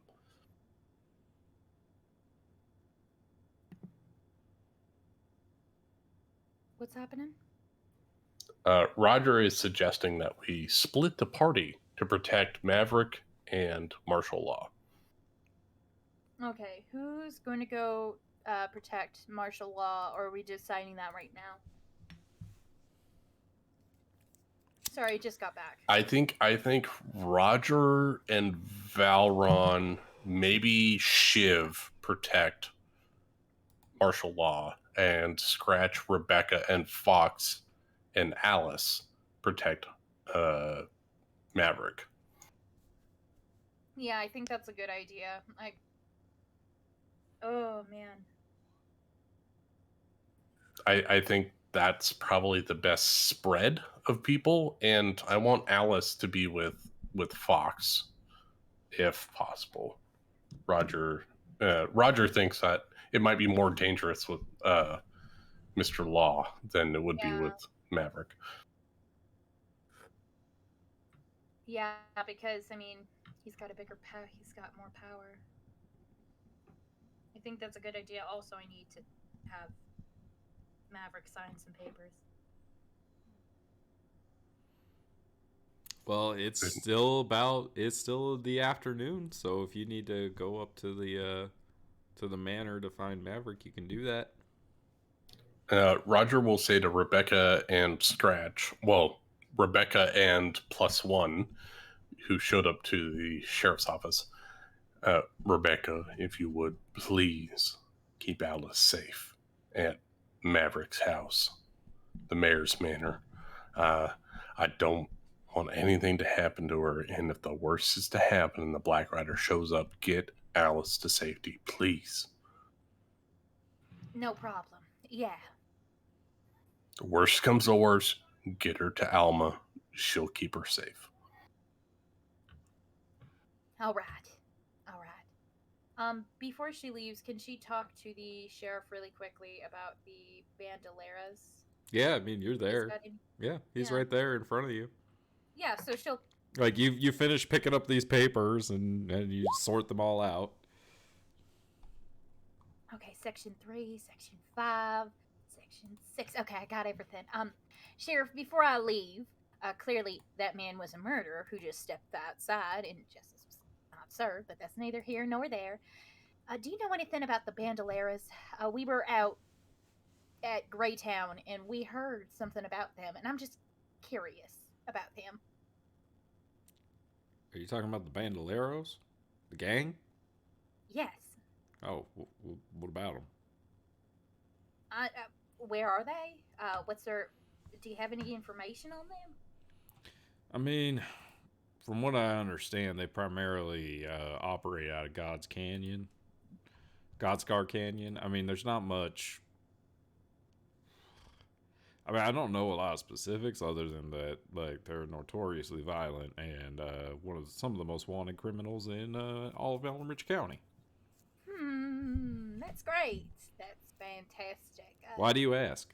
I'm just wondering. I told you, I just heard their names that they were notoriously violent, so I just wanted to know where they were to avoid that situation. Do you know Uh, who's leading them? no, actually, I don't know the name. I think that's why it's just like there's a general bounty on the members of the gang. That's fantastic. Thank you so much. Uh, you're welcome so much. Yeah. Oh, by the way, have you heard? You probably heard, but Maverick's running for mayor. So I've heard. Yep. Mm-hmm. And so we're just wondering, because he's really into protecting the town. So, can we count on your vote on such and such a date? If we live to see it, absolutely. Thank you. We'll make sure that you live to see it too. Come on, let's go. And Rebecca and her new assistant. I don't know. What does her new assistant do? Oh, he's here to just help out Rebecca. He's working on the campaign, so he's following her around.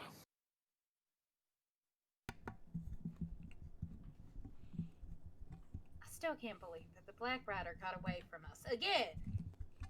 That man knows no bounds. He needs to be taken down. You guys didn't do anything. Yeah, I know. Well, I mean, he was in the law office, so I thought the law would handle it. The law's not stupid. Law sometimes is. Well, whatever. Rebecca's going to be grumbling the entire way through, kind of flitting through, looking at Mr. Sir's signature, like, okay, he signed paragraph C. Okay, yeah, he dated there. Yeah, his social security is there. He provided his fingerprint, blood type. Yep, everything's signed. So she'll be flitting through there, kind of talking to herself, muttering to herself. Would you like me to take that over to Abby? Oh no, I'll do it myself. I'll do it myself. I'll do it myself.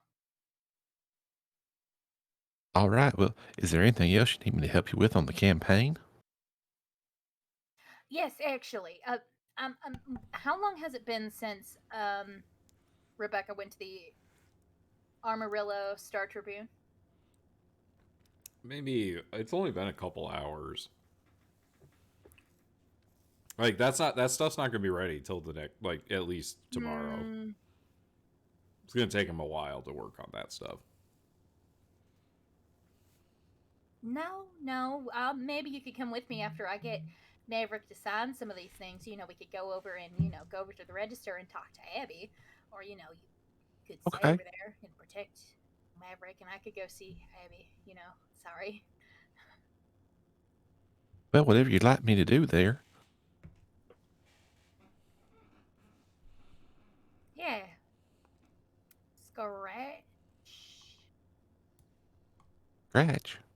Who's that? I have no idea. Never mind. So the two of you make your way up to the mayor's manor. You see Maverick's on the front porch. He's just got a knife out and he's like whittling some wood. And as you approach, he says, "Good morning, or good afternoon, Rebecca. To what do I owe this pleasure?" Well, I have some good news, some bad news, and some terrible news. Which do you want to hear first? I suppose the bad news. Okay, bad news is Mr. Sir knows that you're running now. Well, that was going to happen eventually. Okay, so Okay. what's the terrible news? Especially if you put that article in the newspaper for him. I saw that. Yes. Terrible news is I broke the news to Mr. Sir while the Black Rider, the same rider who killed your father, was in the same room. So he's in town, and he is not in a jail cell. Okay. And the good news? Good news is I have I set up a debate with Mr. Sir because he signed it right here, subsection A, Article B, underneath paragraph C. So, the debate's scheduled for the 26th, and I Well, just need you to sign it. technically, we still need you to sign the paperwork, and then we need to take them back to the county registrar's office. She's a but- very nice gal. But once you do that, and I take it back to Miss Abby, then we'll be able to get the debate set up, and you'll be good to go. All right. If y'all think this is a good idea, we're going to wind up dead one way or the other unless we deal with him, right? Yep, That does seem to be a very likely outcome. Might as well try to do it the democratic way. It's what the old man would want. All right. And he starts signing the papers. Oh, yeah. By the way, Robert said that you should we'll be crashing at your place for a bit to make sure that you're protected. Yeah. I wouldn't mind the backup, but, I think little Alice has got me covered. Yeah, maybe just a little bit extra security, probably. But yeah, Shouldn't she be back from school by now? Huh? I don't think I've heard the bell quite yet, but usually Roger picks her up from school, so I haven't seen him either. We just saw him there, where at the sheriff's office, and he didn't have Alice with him. I mean, if you want to stop by the schoolhouse on your way back to the registrar's office, it's along the way. Oh, by the way, I haven't introduced myself yet. My name is Daniel Webster. I'm working with Rebecca, and we are. I'm the first committee member for the Elect Maverick Sheriff Committee. Well, pleasure to meet you, Mr. Webster. I suppose I should get a little bit better about introducing myself to people. Thank you. It is a key talent for a politician. I understand. Thank you for your vote. There, how'd I do? You did fantastic. No. All right, well, I think that's everything.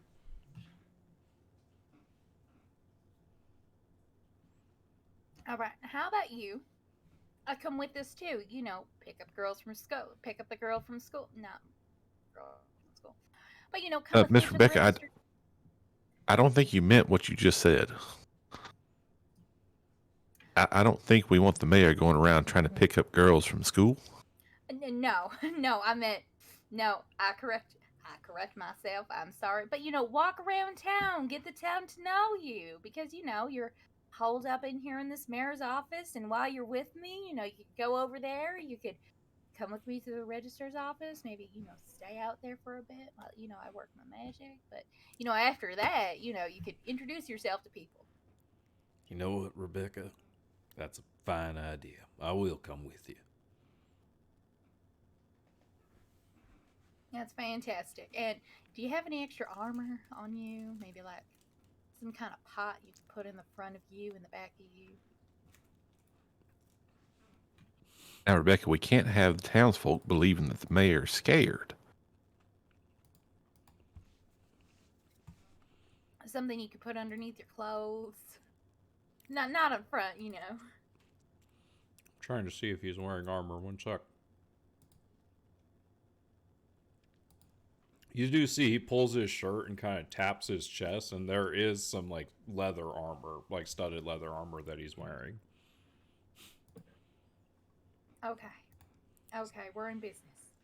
He says, I try to be at least a little prepared. It's not All right. much, but stops knives and things like that. Oh, is that Kelvar make armor I've heard about? No, but I have heard that's pretty good shit. Yeah, it's supposed to be great against them their bullets. Haven't got my hands on it, but I heard that the militaries are running around trying to develop that stuff. Well, you hear all kinds of stories about what goes on in the military. Can't believe half of them. Usually I just don't ask. Anyway, where are we going? Registrar's office? Oh, you want me to go to town square? I get it. Well, hang out outside the registrar's office, make yourself known to the townspeople, really get the face out of there because, Mr. Sir is on his ivory tower and, you're down with us. So, just introduce yourself to people. All right. Lead the way. So the three of you are going to head back to the town square. And how much do we want to play without the others? This is a good question to ask. Well, I have texted them, and apparently, the matriarch of the family just broke out materials to make gingerbread houses. So they're not thinking they're gonna. They're not gonna make it. Yeah, they're not thinking they're gonna make it anytime soon. Okay. I mean, how much before we encounter another story beat? Sorry. I mean, you have the rest of this day, pretty much. The nighttime is a good way of putting it. Ooh. So as we're walking back to the county office, I'm going to do my best to convince Rebecca that she needs to, stay out there with Maverick and help lay out the platform for him that he's going to be, using to win the votes of the people. Help him, kiss babies and shake hands and all that. Just to see how flustered I can get her as she's, doing her best to go back and start macking on the lady at the office again.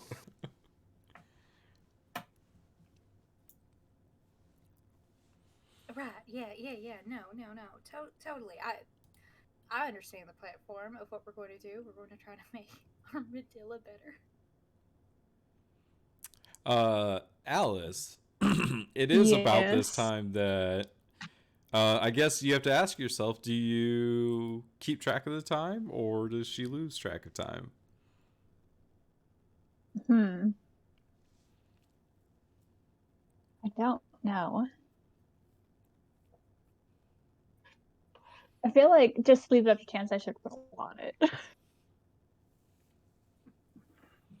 And is there anything you want to say to Blythe's grave or anything like that? Anything specific that you wanted to do while you were there? No, she probably would have just told him about Greywood, about the whole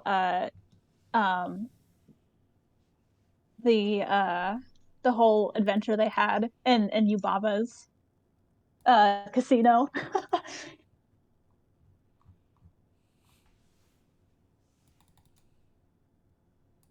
And tell him about how she went to school for a single day and was supposed to go today, but she didn't want to.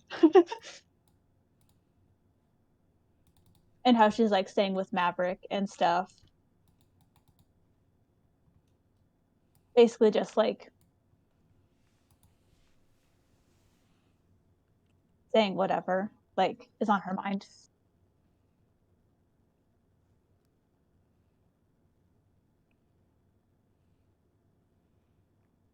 Okay. And what kind of a roll do you want to make to see if she loses track of time or not? I don't know. I'm trying to think of what kind of role that would be. Perception, probably. Yeah. Yeah, I'm thinking Oh, of perception, no. just a general wisdom check. No. That's the second D. That's the second. She's just not used to the whole school timing thing. Like she's only been once. She Yeah, she's only been once.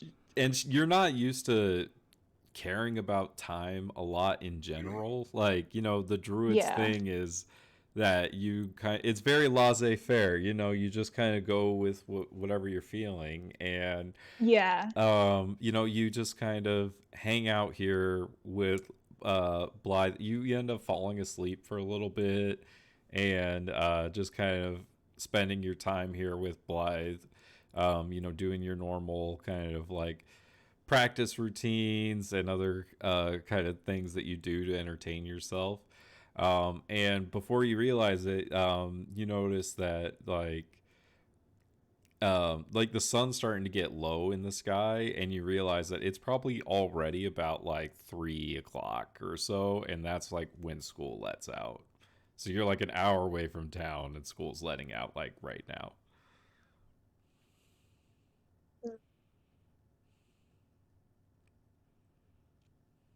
Oh shit. She says that to herself, by the way. Guess she'll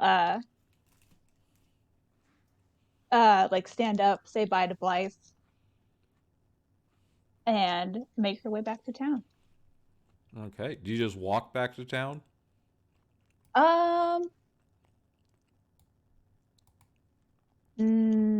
Yeah. Yeah, she'll just walk back to town. Okay. Um okay, so at a certain point you do like, arrive back to town, and Scratch, Rebecca, and Maverick, you walk past the school right as the kids are letting out, and you don't see Alice anywhere.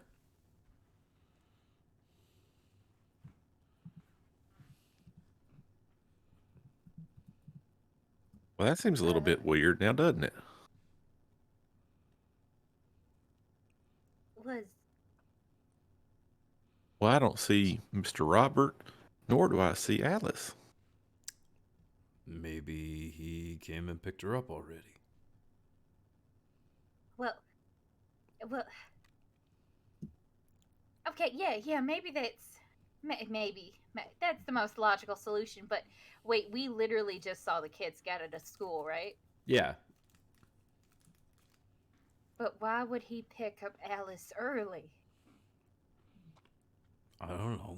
Why does Roger do what he does? He is a little dramatic. Yeah, I guess you're right. He is dramatic.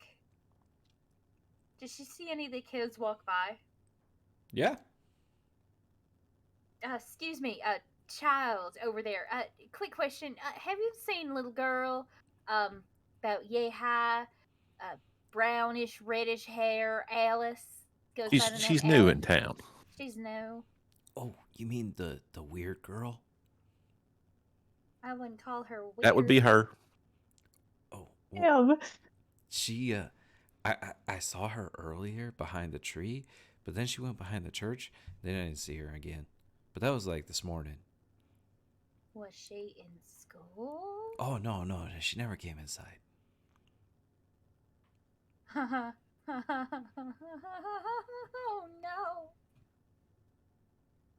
You're sure, little boy? I'm sure. Bye. And he runs off. Robert entrusted me with Alice, and I lost her. Well, I lost her. Thought Robert took her to school this morning. he did. She left the house with him, at least.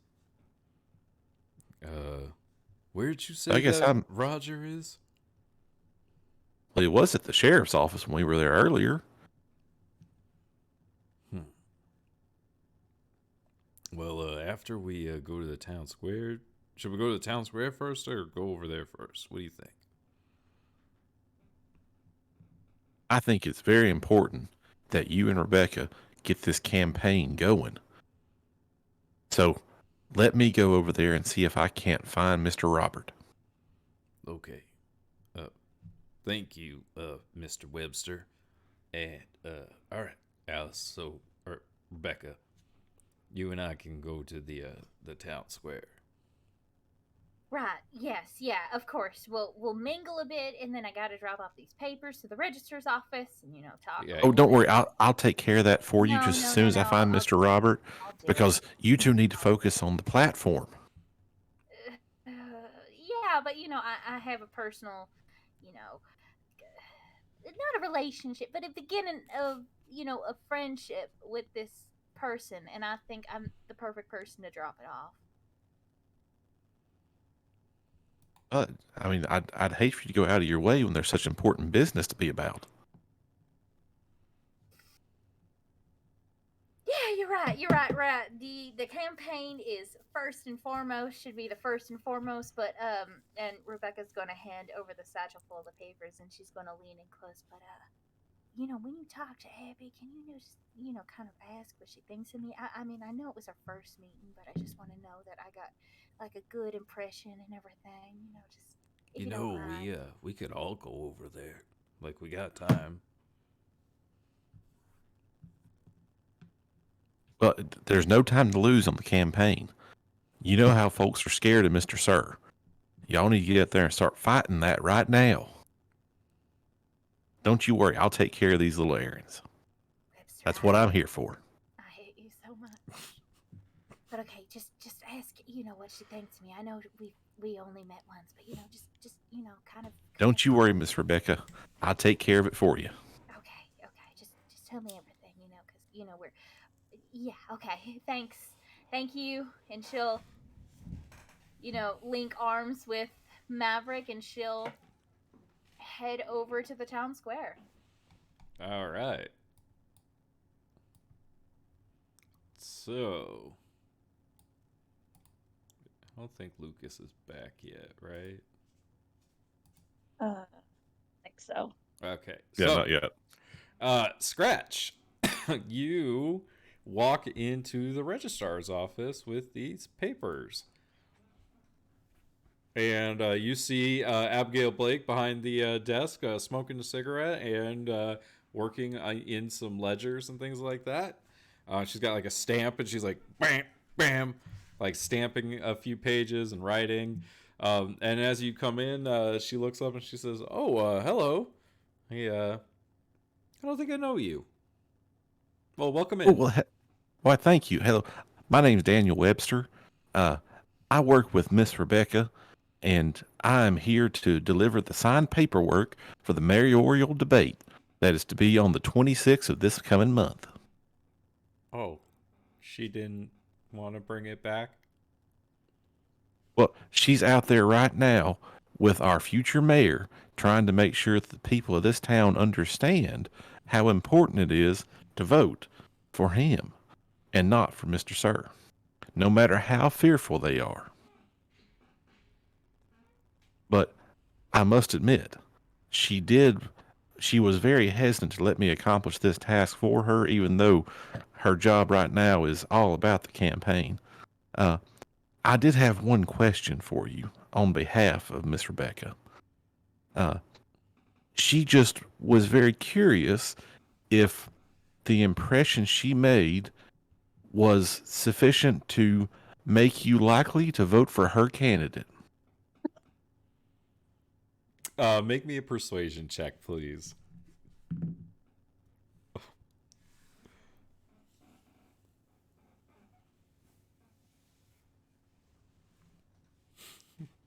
$14. She rolled a 1. So you see that she blushes, like, and her face goes like bright red, and she goes, mm-hmm. And she like is like Well, taking that the is most papers from wonderful. you. I think that Miss Rebecca would very much appreciate it if, well, she'd like to meet later and perhaps discuss any ideas that you have for how to make the town a better place. You when you say that, she like her eyes like kind of light up a little bit, and she goes, "Really? Where? Um, where did she want to meet?" Well, I think she mentioned something about sitting down over a meal together. So I would have to imagine she was planning on cooking something. She did mention that she lives at the Soul Theater. Yes, and they do have a couple of private rooms that they will occasionally let folks use for gatherings. So I imagine that must be what she had in mind. Who are you again? Oh, my name is Daniel Webster. I'm a friend of Miss Ashwood. Like like a friend, or Well, I believe that she has the best interests of this town at heart, and I would like to see her succeed in her endeavors. oh, And, so you're like uh, together? well, no. No, no, no. So is she seeing anyone? Well, I don't know. I've always had the impression that she and Mr. Robert might have been an item at some point in the past, but I don't know about that. Do, It could just be that they've been traveling together. oh, so that's the kind of the person she likes. Well, no, I can't say that. Again, I am not privy to her, uh, well, her romantic interest. I'll put it that way. Uh, I mean, she's a wonderful lady, but I've never had that sort of Yeah. conversation with her. Um. Okay. So she said dinner tonight at the Soul Yes, Theater. Okay. yes, and I think, well, I share this in confidence because something about you just strikes me. I like you, No, and thanks. and I like Miss. Not a lot of people like me, but thank you. Well, there's just something about you, but I just think you ought to know that. Well, for what it's worth, I think she was slightly smitten with you. Really? What makes you say that? Well, I think probably it was the way she kind of stumbled over her words when she was talking about you, and she kind of flushed in the face a little bit, kind of like you're doing right now. What? Okay. Well, she like takes off her hat and like literally like holds it in front of her face. Um, anything else I can do for you? No, no, I just as long as is everything proper with the Yep, paperwork. yep. It looks great. You know what? Everything's here. I'm just gonna go in the back and bye. And she like grabs the papers and like makes her way into the back room. Well, it was good to meet you, Miss Abby. You too.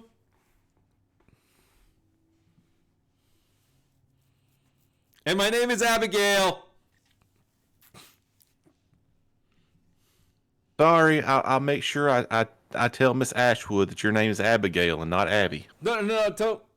Never mind. Bye.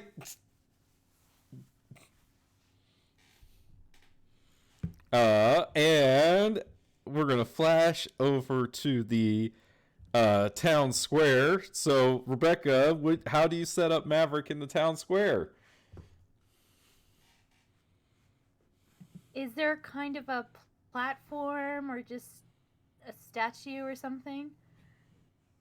There is not. It's just kind of like a large, like empty, like dirt, like square where like the roads meet, and the four like larger buildings, the Tribune, the bank, the hotel, and the general store, they're all kind of located at this like four-way stop.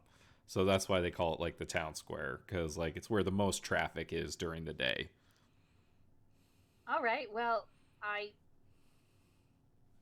this is good. Meeting people at eye level. So Yeah, there are like carts and other things like that. There are boxes around and other things like that if you want him to like stand on things. yeah, just a nice little short box, and if there's a we don't have a flyer. Well, like I wish we had a flyer, a bigger flyer. But she'll ask him to stand there, and she'll wander over to people and say, "Hey, would you like to meet the next mayor of Armadillo County?" And she'll lead people over so that way they could have a chat with him. If she Yeah. sees someone having trouble, she'll kind of gesture over to Maverick to help them out. Man of the people. Okay. All right. So, what kind of a check would you like to make to see if you were successful here? What kind of a skill do you think Rebecca's using? Acrobatics. How? Because she's juggling so much.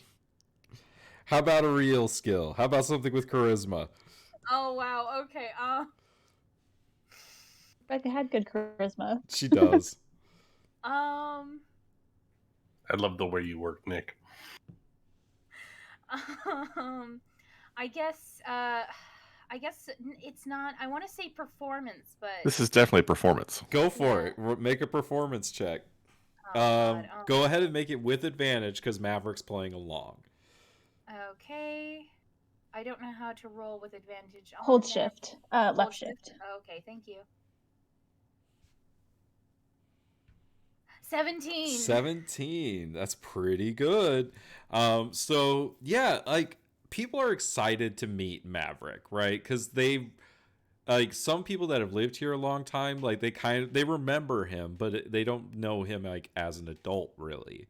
And so as you're going around, you find that there are quite a few people that remember Maverick. And there's quite a few people that he talks to about like his dad and other things like that. And before long, like you gather a pretty decent crowd of people around the two of you. And right now he's just kind of like shaking hands and talking to people. Just he's not standing on anything. He's just like on the street level talking to people right now. Right, and I think later, like what she'll once there's a big crowd, she'll kind of get his attention and point over to the soapbox, lean in and say, "Look, maybe you should give a speech about how this town means to you, and what it meant to your father, and how because of that what it means to you. Why are you running for mayor? Like, explain that to the townsfolk." All right, good idea. Okay, here I go, I guess. And he gets up on the box and he says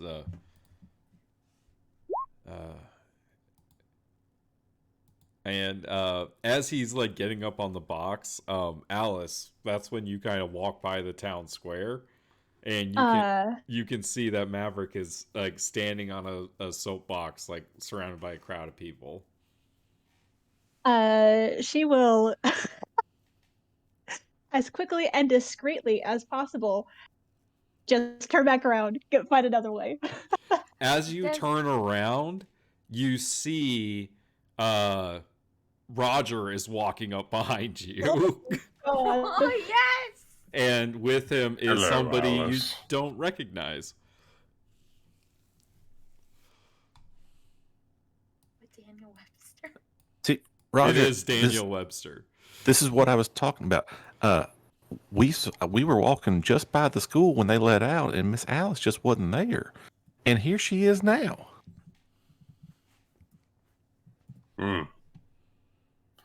Well, Miss Alice, do you have anything to say for yourself why you weren't in class?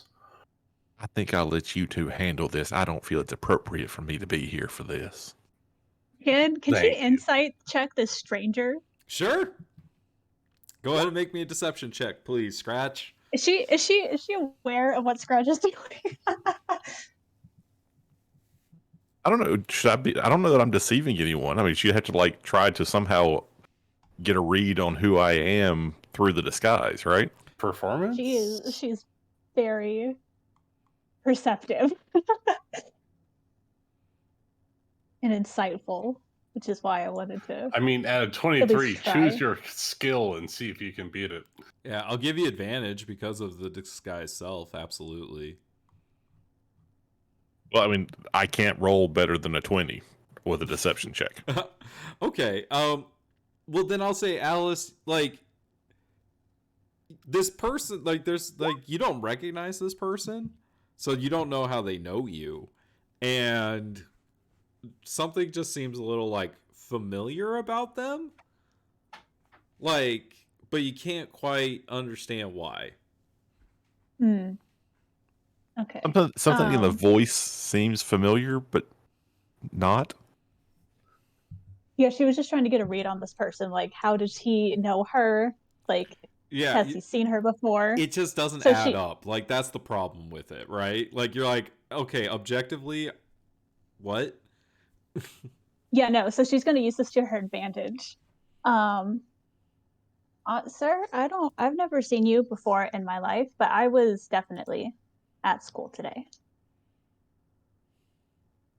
Well, one of your little classmates told us you weren't. I was with Miss Rebecca. I'm Daniel Webster, by the way. It's nice to meet you. I've heard about you from Miss Rebecca. And, well, when we were walking past the school on our way to the town square, that you seemed to be turning away from and walking away from at the moment, we didn't see you come out, and Miss Rebecca commented that you weren't there. She asked me to go find Mr. Robert and let him know.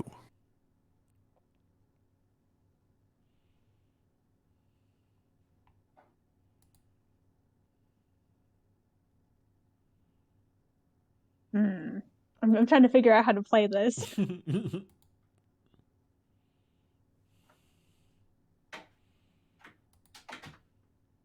No, I was definitely there. I think you guys might have just missed me. I tried to get out a little. I was out pretty quick because none of the other kids really like me. So. Also, who are you? Like, I don't know you.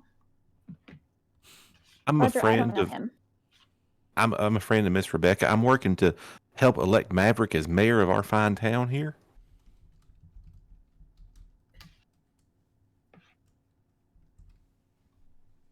But anyway, I've got to go. I've got to get some papers over to the clerk's office. And it looks like Mr. Maverick's about to start up with a speech anyway. So I will catch y'all later. It was nice to meet you, Miss Alice. Yeah, nice to meet you too. She's gonna kind of give him a side eye. She's.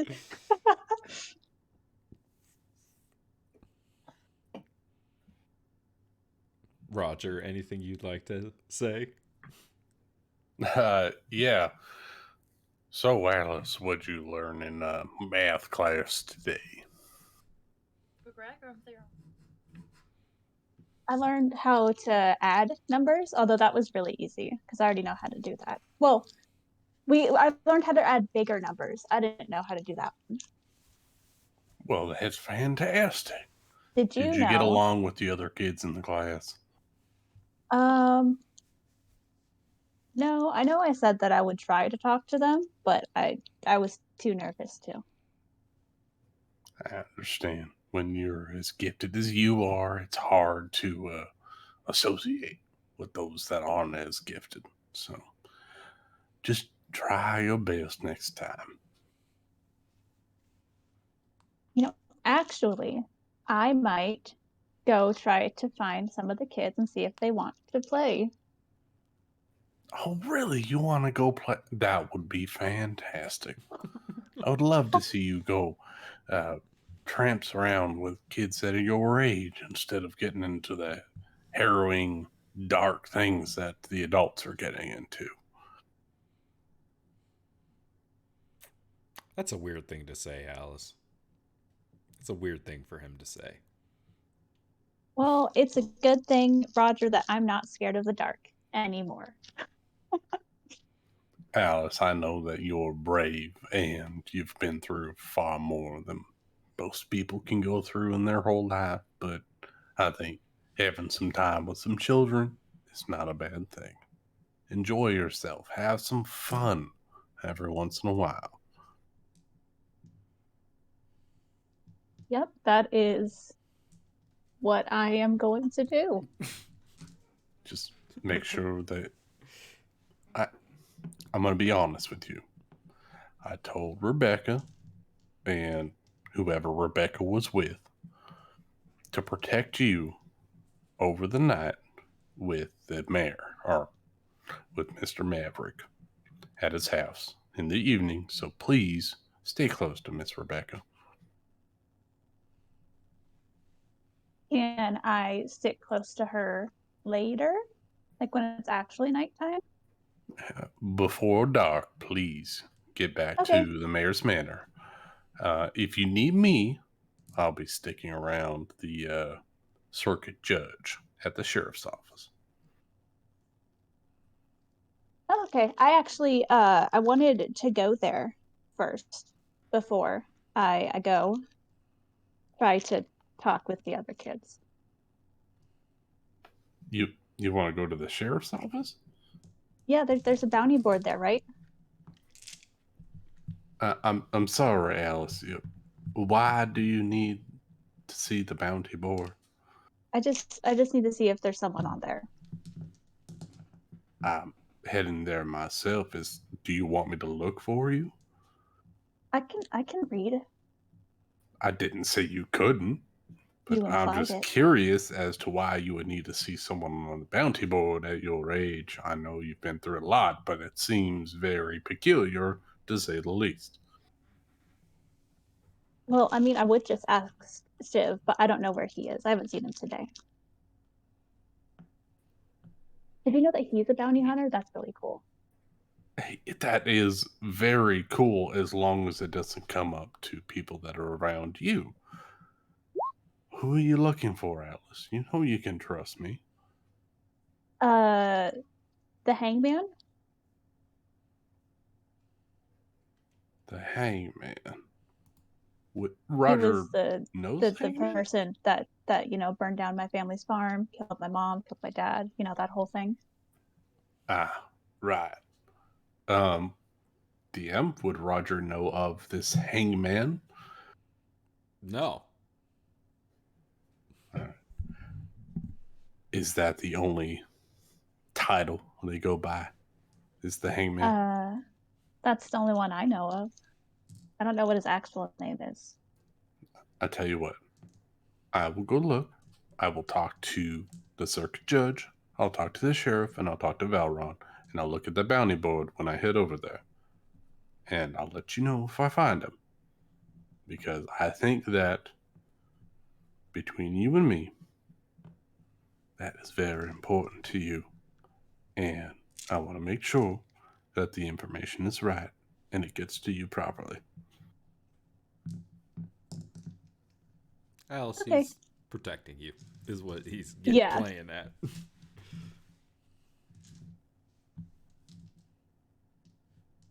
All right, I will be on my way then. So before the two of you separate, you can hear Maverick kind of talking from the town square, and he says,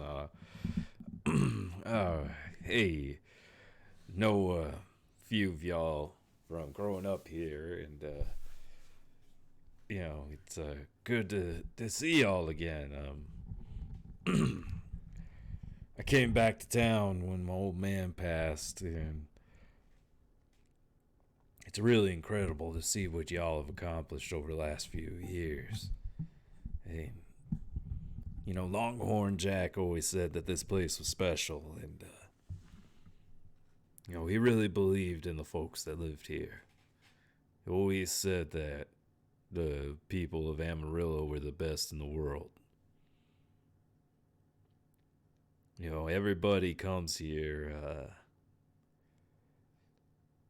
they might have a past, But we don't ask questions in Amarillo. It's a place to start fresh, to begin anew. You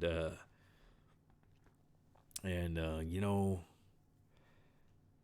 I don't think it's a place that we should be afraid to live. You know, our kids should be free to go to school. And we shouldn't have to fear that we're not going to see the next sunrise. So I agreed to run for mayor and take my old man's place. And hopefully we can restore some of that peace that you once had. Thank you. And you guys see people are like, there's a fair few people clapping. As Roger pipes up and he says, "Yeah!" All right. Trying to stir the crowd. Let's see. I rolled a performance check for Maverick. He got a 16 with your advantage. So That's pretty good. pretty good. Yeah, there are quite a few people clapping in the crowd. So Alice, what would you like to go do with your few hours before the sun goes down? She is actually going to try to find and interact with the other children, just so nobody else questions her on her whereabouts.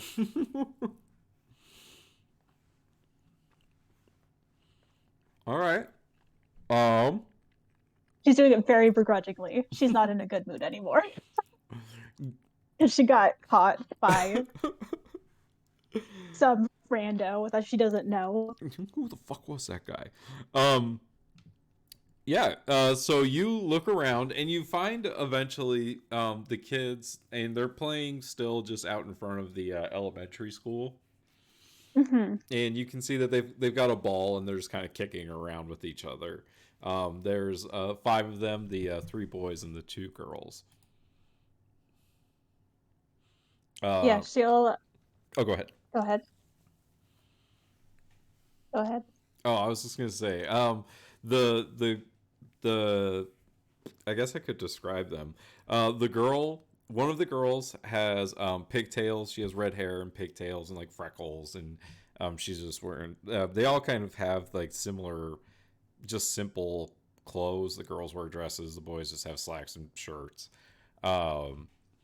And the other girl has black hair that is just kind of cut short, and she's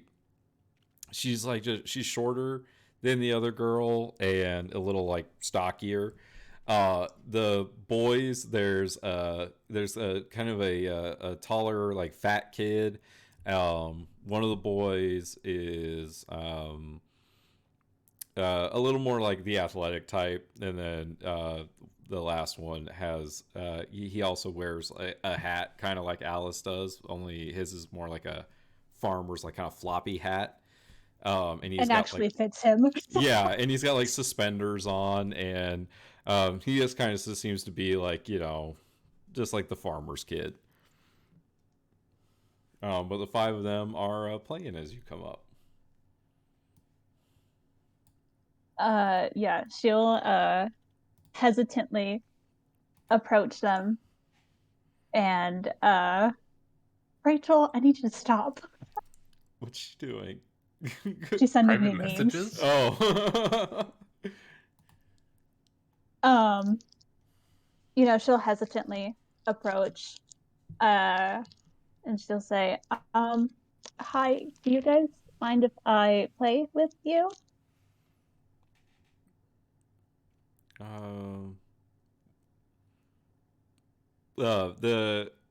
The boy with the hat, he walks up and he says, yeah, but why weren't you in school today? I saw you through the window, and then you just kind of never came inside. I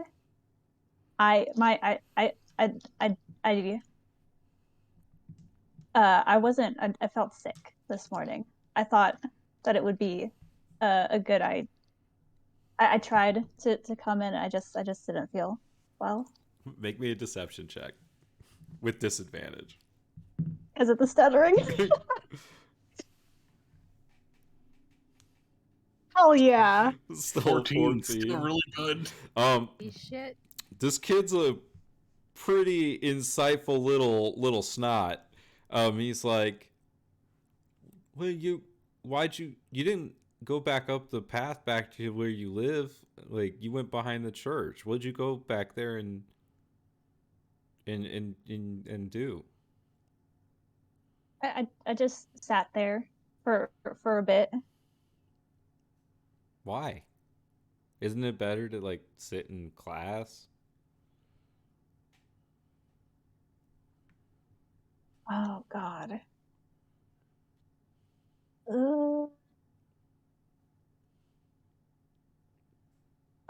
I didn't want to. Uh, so are you saying that he saw through like her lies? Yeah.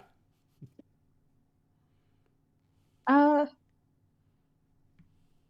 I don't know. Well, my name's Theodore. You're Alice, right? Yeah, I'm Alice. Well, that's nice.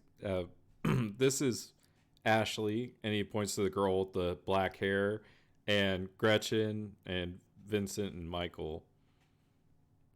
And they all kind of wave at you, and he says, "Yeah, you want to play with us?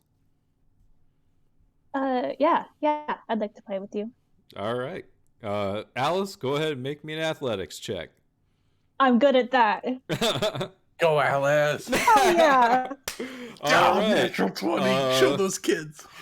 So, Alice, not only do you dominate in the classroom, you also dominate these children at sports. Like the prodigy that you are, everything comes easy to you. And the second that they explain the game, you are automatically good at the game. And after a little bit, the boys are kind of like, I don't really want to play anymore. Um, I think it's getting late. I think my mom's calling. I think we gotta go. And one by one, the boys kind of take off, and it's just you and the two girls that are left. And the taller girl, Gretchen, walks over to you, and she says, "Oh, don't mind them. They just are sore losers. They don't like it when they get beat by girls." Well, there's nothing wrong with being beat by girls. They think there is. You know how boys are.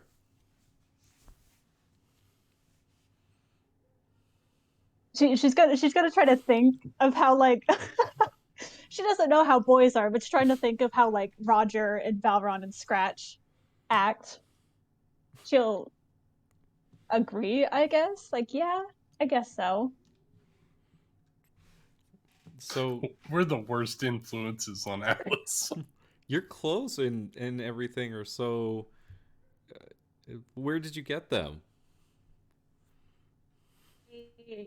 My mama made my dress. Oh, do you only have like one dress? It's the same one you were wearing the other day, isn't it? Yeah. Why doesn't your mama make you more than one dress? Oh, she's gonna Oh be my so God, blunt Nick. with these kids. Cause she's dead. Oh, I'm sorry. It's okay. It happened a while ago. Well, I can ask my mommy to make you a dress. Really? Yeah, my mom does that stuff all the time. She really likes doing it. I would appreciate that. Okay, you could come over sometime if you want. Okay. All right. I think that would be fun. Okay. Well, I mean, the sun is kind of starting to set, so we do need to get going. But are you gonna come to school again? Yeah, I'll come. I'll be there tomorrow. I don't know what day it is. Okay.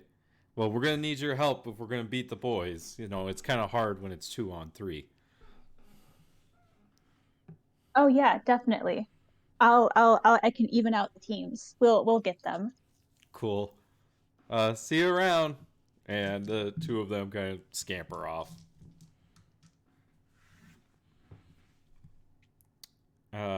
Is there anything else anyone would like to do before the sun begins to set? I think Roger's gonna leave the rally or the town hall or whatever and head back to the sheriff's office. Oh, yeah. And on the bounty board, I will show you this since Do I see a hanged man? I will. You know what? I'm just going to show this to everyone. Jimmy Hangman Holloway. So you do indeed. Is there a picture associated with this There name is or not. just a name? Nope, just a name. I look to the other law folk in town or in the office and say, do any of you know this is Jimmy Holloway, the hangman, as they're called? Only by reputation. That one's wanted for murder, I think. Yeah, sounds like a mass murder if you ask me. Any description of this particular individual, or do we only have the name? Uh, from what I hear, he just smiles all the time, but that's about it. That's as far as I've been able to put together about the man.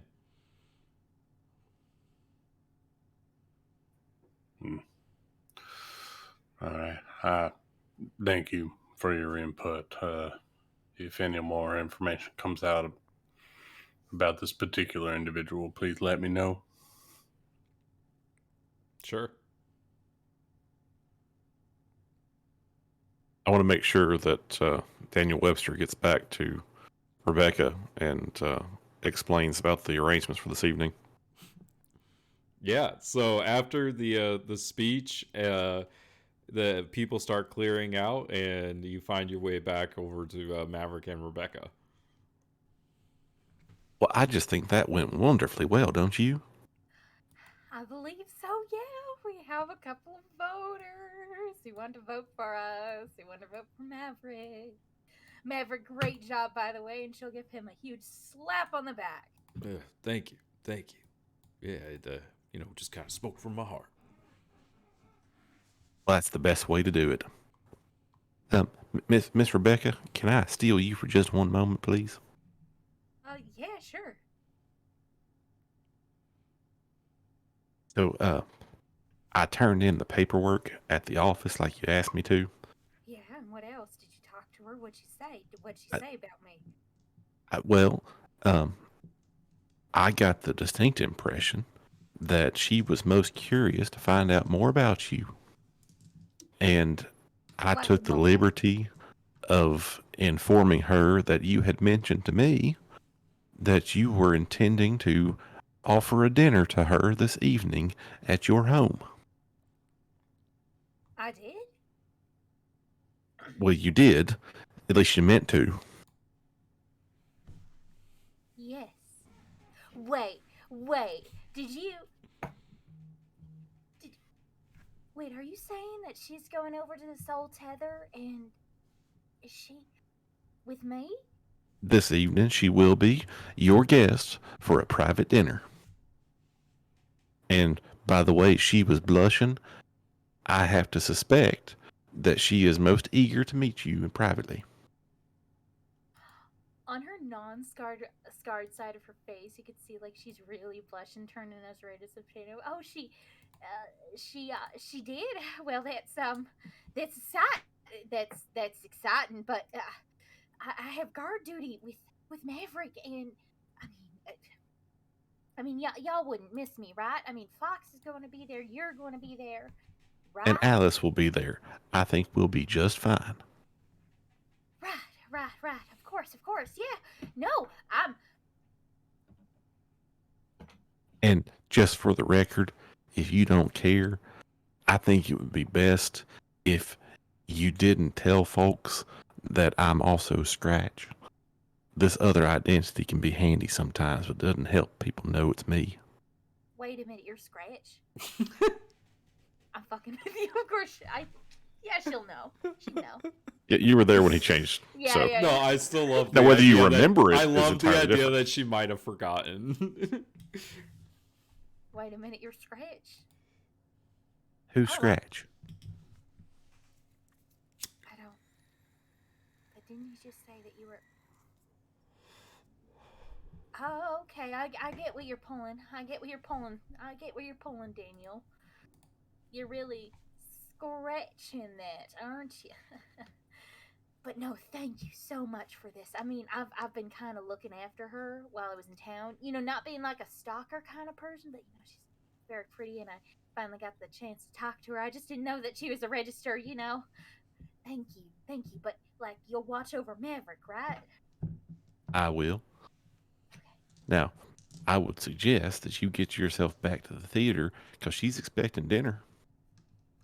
Oh fuck. You might want to get cleaned up a little bit, put on a nice dress, and make something tasty. This is the only uniform I have. Well, one of two. One of three. Well, I'm fine. I'm good. I'm great. I'm going to do great. Maverick, are you Miss good? Rebecca, if you'll come with me for just one moment. Right. Maverick, we're going to step into the general store just briefly, if you don't mind. Yeah, I'm just gonna head home if that's all right with y'all. I will ensure that your companions for the evening arrive shortly. Okay. Daniel, I think we should walk with him home, right?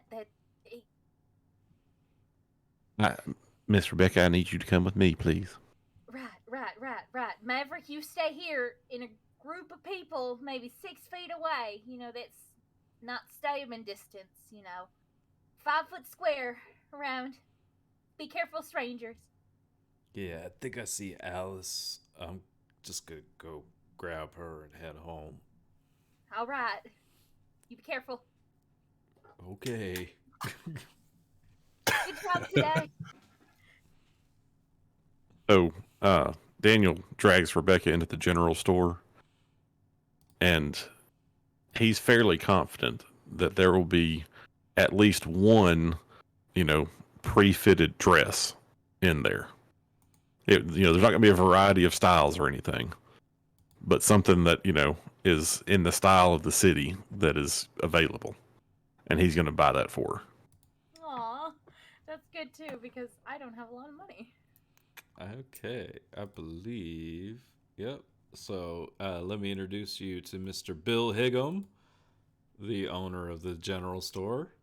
Oh, he looks like he'd vote for Maverick. He might have been standing out on the porch listening when Maverick was talking. But yeah, you guys come in and he says, "Howdy, good day to y'all. What can I get for you? You need something for Miss Alma there, Rebecca?" Well, Actually, Mr. Higgum, at this time, I believe we need something for Miss Rebecca herself. Do I know you? I've been through the town a few times. Name's Daniel Webster. Don't know that we've met properly. I know most folk, but I don't. Oh, okay. Well, nice to meet you, Mr. Webster. Sorry, Bill Higgum. You looking for a dress? You said. Yes. Yeah, I know my that. wife loves to sew dresses. Makes Well, them for my little girl all the time. I'm aware, and while I'm most interested in some fine fabric, I was wondering, I know some general stores that I have seen will carry dresses that have been, well, pre-made just for a little bit of taking in, if you will. Yeah, I've got like just a little rack. It's near the back. There's a few shirts and skirts and dresses and things like that. I just kind of keep my clothes back there. Excellent. And he just drags Rebecca back there.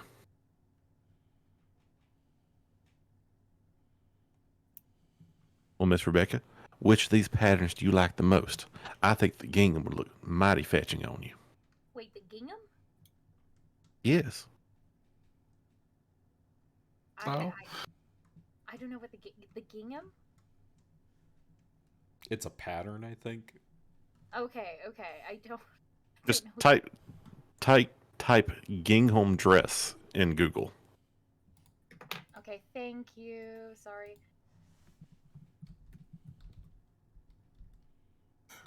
I love how this is where our sessions are going. What pattern of fabric do we need for dresses? I mean, this is important, okay? It's very important. Roger wants to know what's going on. And the question is, does Rebecca really want to wear a dress? No, not really. I mean, not Roger. Fuck. Well, maybe the Robert. skirt over here, Robert. Got her. That's how she died. That's how she died. Daniel, maybe the skirt over here, because I like the idea of like there's a two-piece, with everything, because just with the one piece, it's just very uncomfortable most of the time. But with two pieces, you can do it, and I also like pants because you can't really do a lot of stuff in a skirt than you can with a pant. But I'll wear a skirt. I'll wear that blue skirt right over there, kind of prairie dress kind of looking kind of thing, or solid blue. Excellent. But again, I can't thank you for this because I told you I've been seeing her around town, and like He's only sort of listening. He grabs the one she pointed at, and like a nice. I know they're not going to have silk, but a nice shirt, some sort of a little bit nicer fabric. Yeah, there's just like a cleaner wool shirt. He grabs those and gives them a quick sizing up, and says, "Yep, those should work," and heads up to the counter.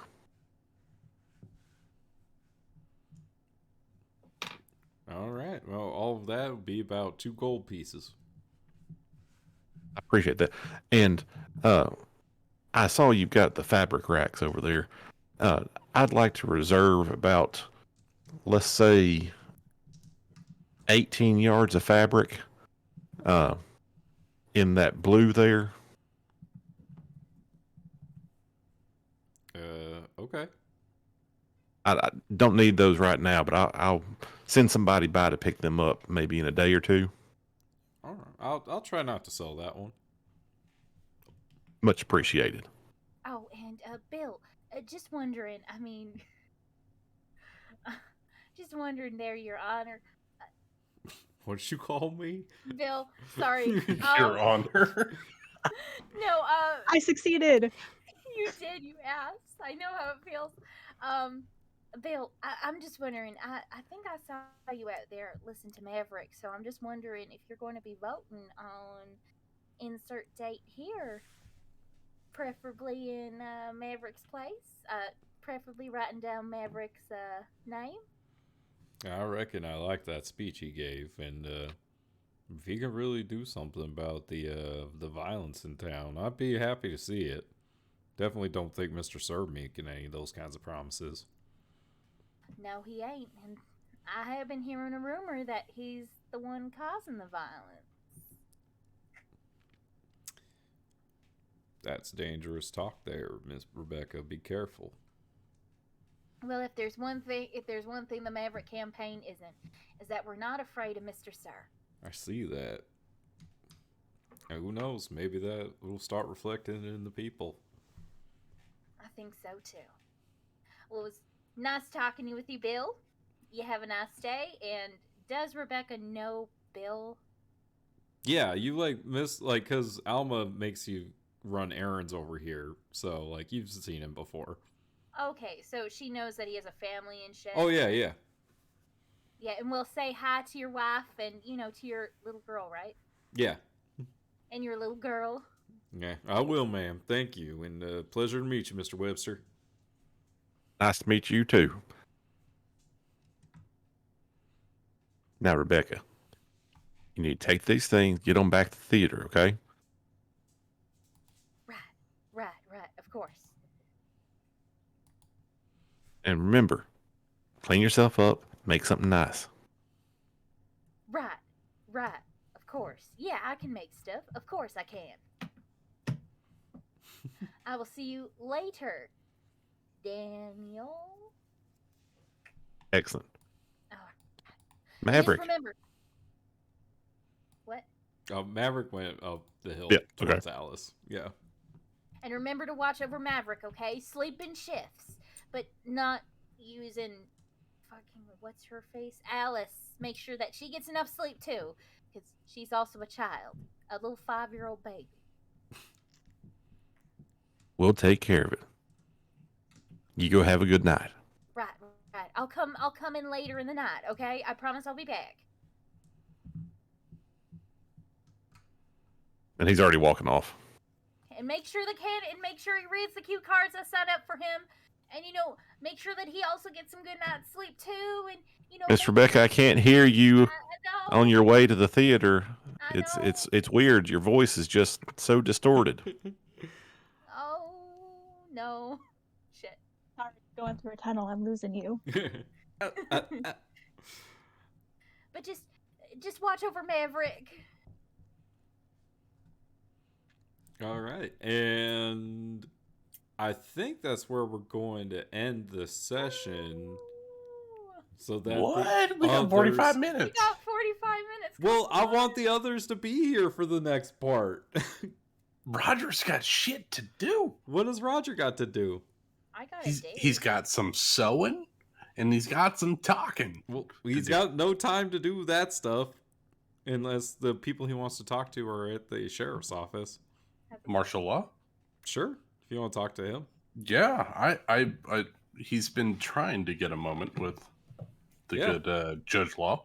Okay, so yeah, like you guys have a moment where the two of you are just kind of standing out on the porch together, and he's like smoking a cigarette. Good Judge Law.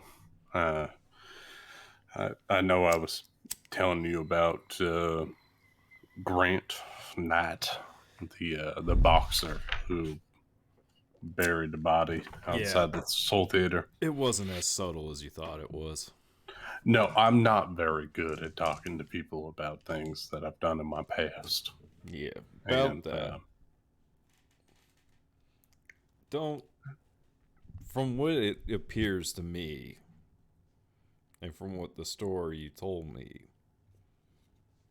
somebody else was in that alley with you, wasn't they? Yes, the only one that survived was a woman. Didn't get a good look at her, but she killed Susan in cold blood. We were just trying to leave. We were ambushed by 6 or 7 thugs in the alleyways outside the inn, or outside the bar, and we were just trying to get to our car to get out of town before Luciano caught up with us.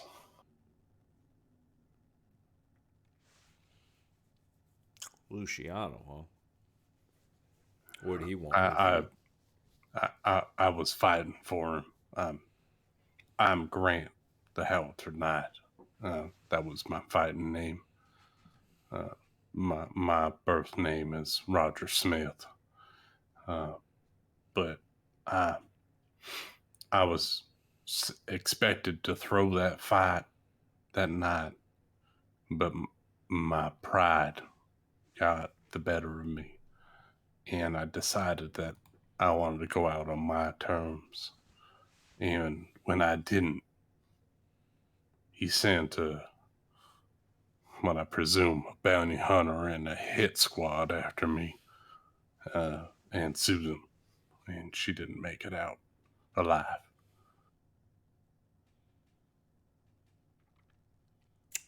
So, hell of a story, son. Make me a persuasion check, please. Okay.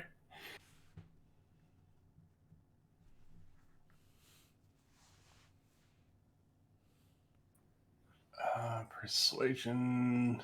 Oh, -2? A 3. Ugh. I mean, it was the truth, but he's not very good at telling the story.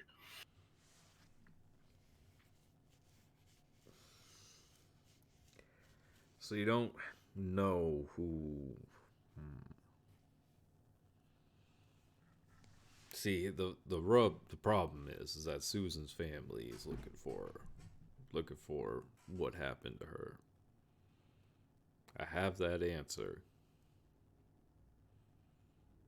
I can tell you right now, that body doesn't have any blunt force trauma to it. Only a stab wound. And I'm a fighter. I may be an underground fighter, but I'm an honorable fighter. He like looks you up I and wouldn't down do that and to her. sees that you don't have a gun or anything. Yeah.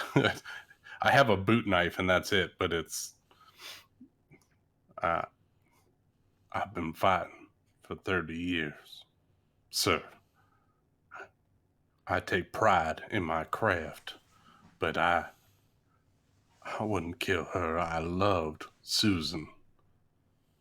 We were trying to escape that night with what winnings I had. It turned the wrong way because I defied a mob boss who bet against me and wanted me to lose. And I couldn't do that, but my pride killed Susan. That's purely it. Yeah. Unfortunately, sometimes when you play stupid games, you win stupid prizes. I understand. There is my book is full of dirty pages, if I say so myself. But Probably that means one was something clean. different than what you wanted to, but you know, I get it. Yeah. I'm not great with. Look, I've No, done I'm putting that things that together. I'm not That supposed words to are have not your done. forte. I get that. Yeah, I've done things I'm not supposed to, but we just wanted to have a happy life. Here's the thing that I And don't understand. So, why'd you run away? they were trying to kill me. They were trying to kill us, and they got to Susan. You could have come to the law, but you didn't. You ran. Why? Because Luciano was deep in Port Pearl. I went as far west as I could. I found a settlement that I could lay down to, and I had some help getting into town, but I traveled for days. Nothing. Why? Just What I Susan. don't understand. Why'd you take her body? Why not leave it? She didn't deserve that. She wanted. I know it sounds strange, but she said that she wanted to live with me out west. And so we went. I took her as a parting gift from myself. And she's buried outside the Soul Theater. And we were supposed to have a small cottage out here and start our own life. We were supposed to start a family, and it was cut short. That's it. That's all we had.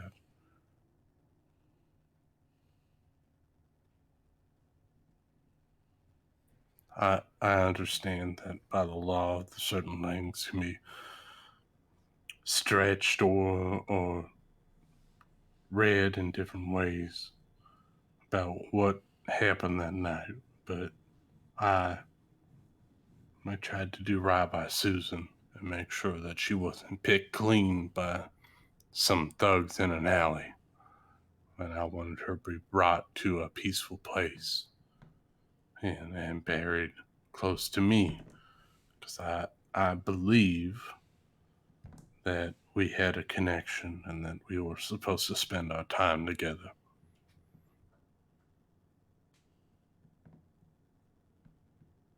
Well, I reckon I'm not going to be doing anything about it tonight. But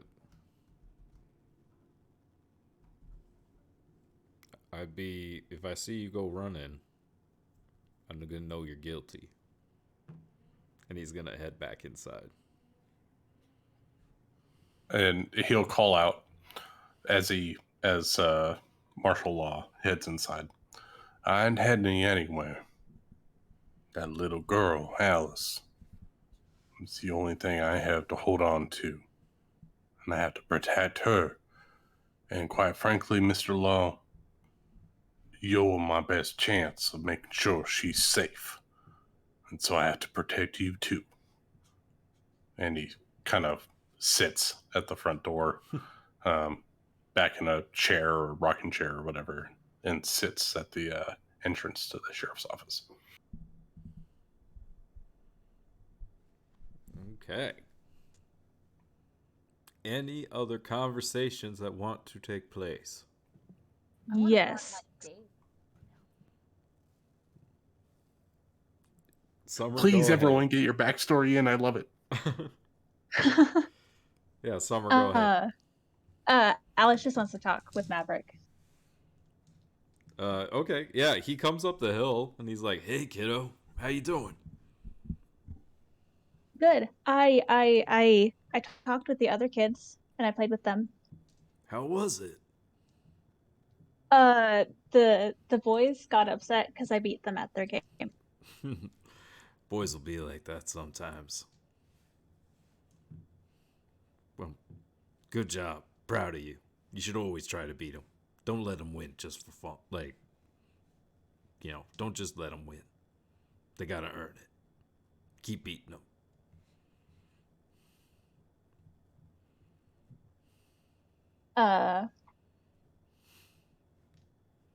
Hmm. She's not gonna. I don't think she will. She would be able to successfully lie to Maverick. So she's gonna apologize for skipping school. I'm sorry for not going to school, even though I said I would today. You want to hear a secret? Hmm. I would skip school sometimes too. But did you skip on your second ever day of school? No, it took a little bit longer for me to get the idea in my head, but we all know you're, a little more clever than the average child.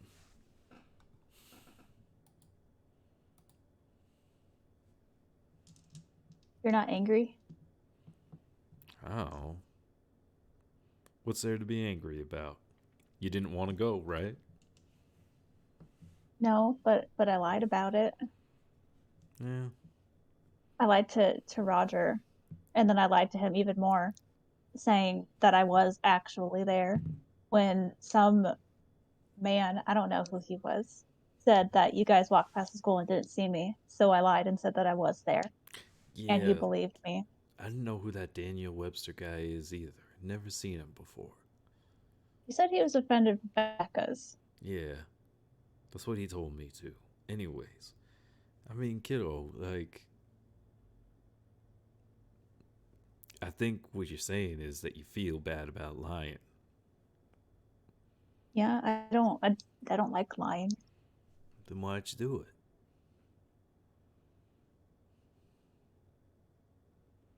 I don't know. I didn't want to seem like I was just giving up on something that I just started.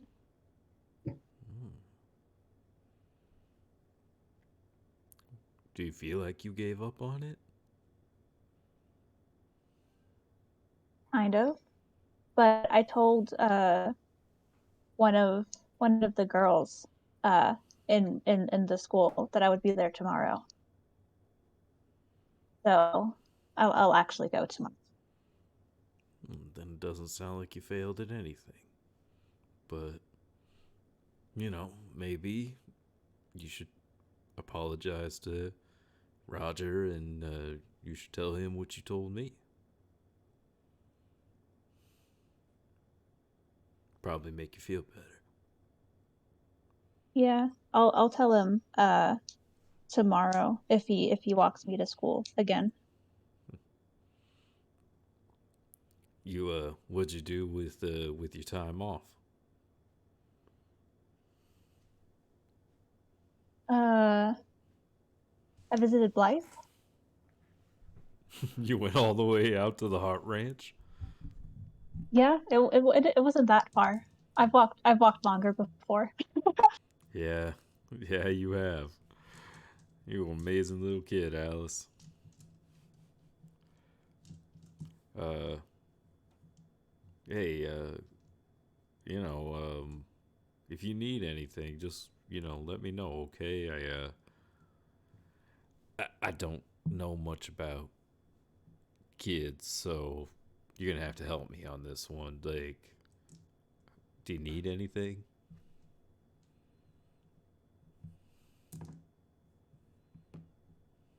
I might need more clothes because this is the only dress I have. Oh, yeah. We could do that. I hear, Mrs. Higgum. She makes dresses for the little girls in town. We could have her make you a dress or two. Sounds good. Uh, how much would that be? Like, how much gold would that be? Why don't you let me worry about that? You got a birthday? Like when's your birthday? Um, I don't know. We didn't really do birthdays at home. Hmm. Well,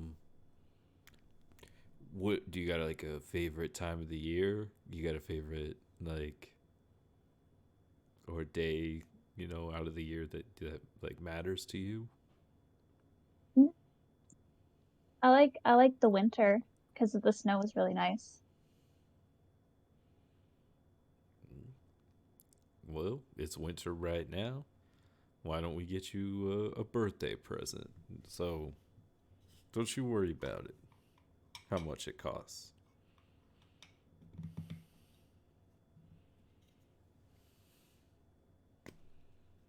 He says that, but she's gonna try to sleight of hand some gold into his pocket. All right, make me a sleight of hand check. Has a 17. Roll a perception check for him here. Damn, Alice. That beats his 14 perception check. How much gold do you slide into his pocket? How much does clothes cost? Like a gold piece or two. Like they're not very expensive. Like it depends, right? Like the Although nicer the fabric and stuff like that, the more it's gonna cost. yeah, but she wouldn't quite like know that, would she? Not really. It's not her forte. She spent some time with Roger. Roger's talked about textiles and things with her. How much things cost though? No, but She's about gonna. things in general. I don't know. She'll probably overestimate. She's gonna put like 10 gold in his pocket. Okay. Go ahead and mark that off. But hey, I just want you to know that I think that you're really brave, and I'm happy that you're letting me and the others like look out for you.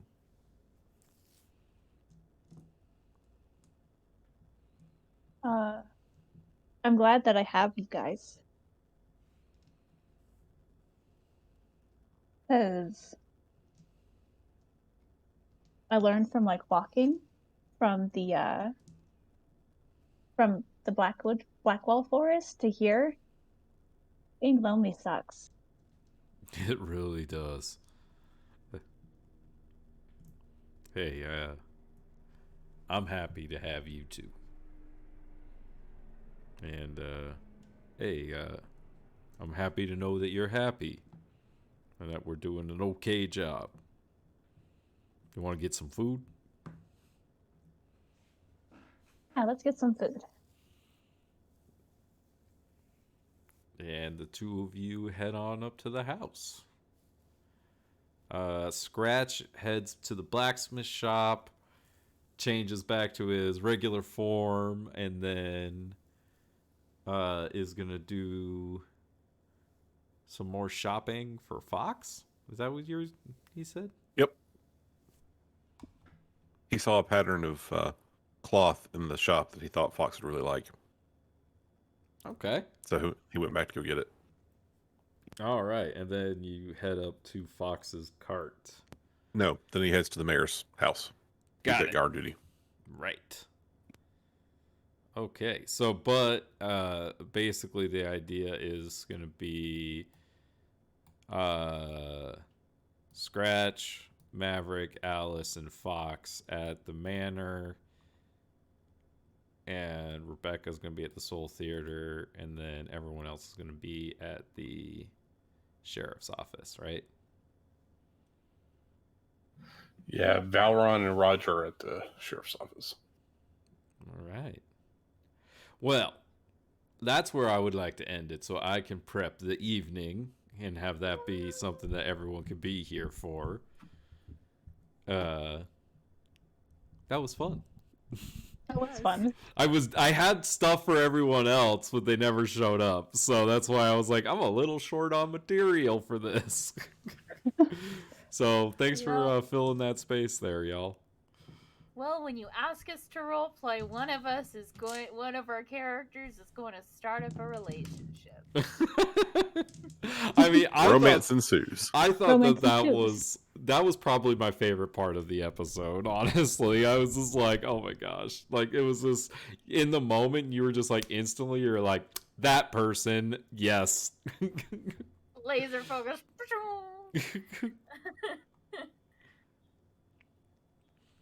But that was a lot of fun. Good job, guys. I think Daniel Webster may have to become a recurring character. Oh, for sure. For as long as the campaign is going on.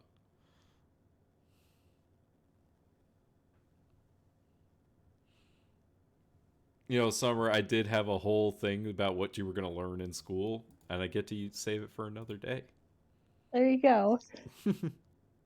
See, my thought process No. You have to come up was with a whole new lesson plan. You taught that to the kids who showed up today. Oh, did I? my thought process was, since we were missing essentially half of the party, that I was like, oh, I will create RP by Alice just not going to school. I mean, I loved it, especially like that moment where you basically got caught. Like that was And great. lied. It was And basically fantastic. told I don't know this man, Roger, you can't believe him. Who is this guy? You believe him over Stranger me? danger. Alice straight up pulled the stranger danger card. I just like how Roger didn't question it. He was like, yeah, sure, okay. I trust this little girl. I trust this 5-year-old child. She's 10. She's 5. She's 10.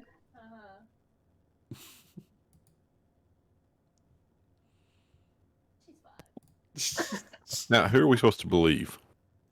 We're supposed to believe the lady who is perfect on names and locations and memories, Oh yeah. or the little girl about how old you are? The little girl will take out your kneecaps. Because her hands. You're wearing metal armor, right? Oh damn. Oh wow, what a coincidence. I have a very good spell against metal armor. Oh wait, me? Scratch. Scratch. Oh. She'll duke it out with Scratch. She'll throw. Actually, of everybody, Alice is the most well equipped to fight a werewolf. Am I? Yeah, you have Moonbeam. Oh shit, yeah. And technically, I wear studded leather armor, so Oh. it has like a couple of metal pieces, but I thought you had metal armor on for some reason. just people keep envisioning me as Iron Man. It's true. It's the picture. Yeah, it's the picture. I was surprised you guys didn't do anything against Mr. Sir. I thought for sure you were going to make a move. You can't start a fight in the middle of town in can't front do of that. everyone In right in the broad middle of a daylight. campaign. With I what, mean, three I guess members I of the just I party didn't have as missing? much faith in you. I thought I could tempt you. Well, I think too we were missing 3 members of the party. Had everyone been there, then maybe we'd do it. I We're running mean, a very Roger stood up professional to campaign fight here. Black Rider, and nothing happened. So Yeah, I was expecting, the sheriff to do something, and I'm like, let's The sheriff's a sit pussy. back. Yeah, Well, he's not Yeah. stupid. That's the thing. but Ryder's stupid. we need more stupid people in power. Hence, vote for Maverick. He'll do something stupid, but he'll do it right. I was so stressed when Mr. Sir was there, because I told Rachel, like, Alice only knows what she's been told about Mr. Sir, and she wants to form her own opinion. Mm-hmm. Yeah, But at the that same would have time, been a good moment to witness, right?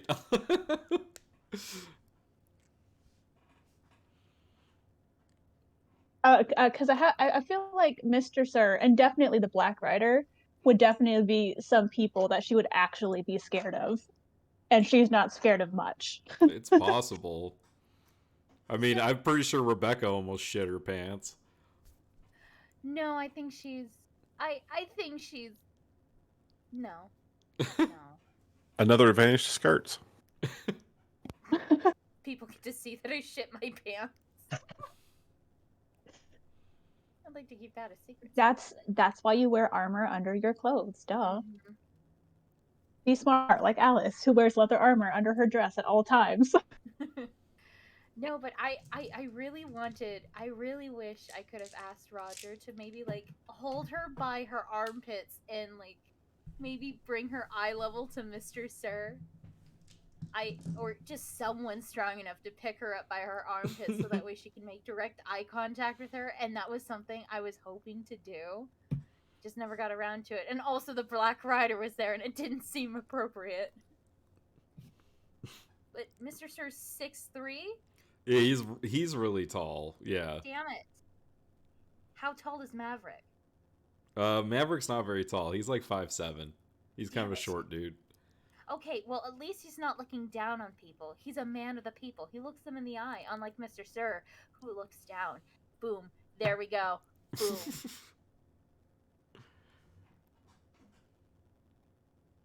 But what an asshole.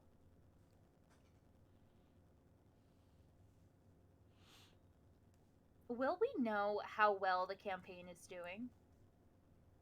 Is there an in-game something we could look at to maybe gauge the progress, or is it just going to be word of mouth, general vibes? Oh, you mean for you mean do you want poll numbers? Yeah, she wants the horse race polls. Yes. You're gonna have to conduct a poll, I guess. Damn it! It's almost as if this is the That this is the Wild West and that CNN doesn't exist.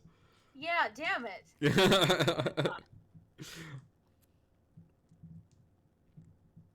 I mean, your candidate only got into the race a day ago, 2 days ago.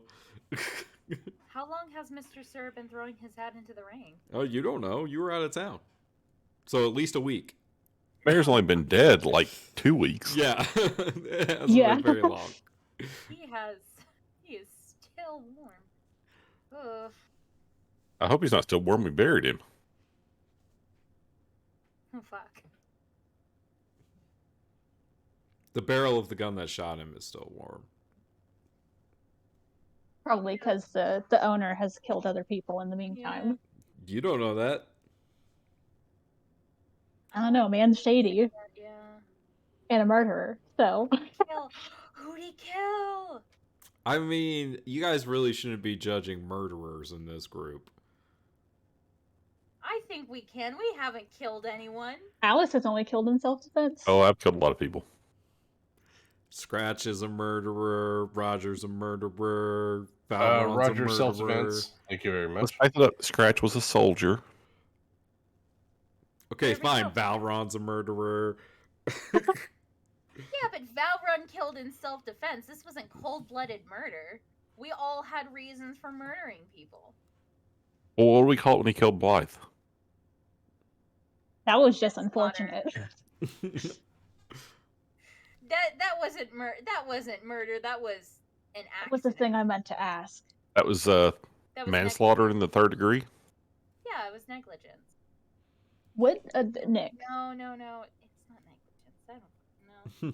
Is Yeah, there anywhere in town that Alice could get a hold of books about magic, or probably not? No. Not in Amarillo. Not in Amarillo.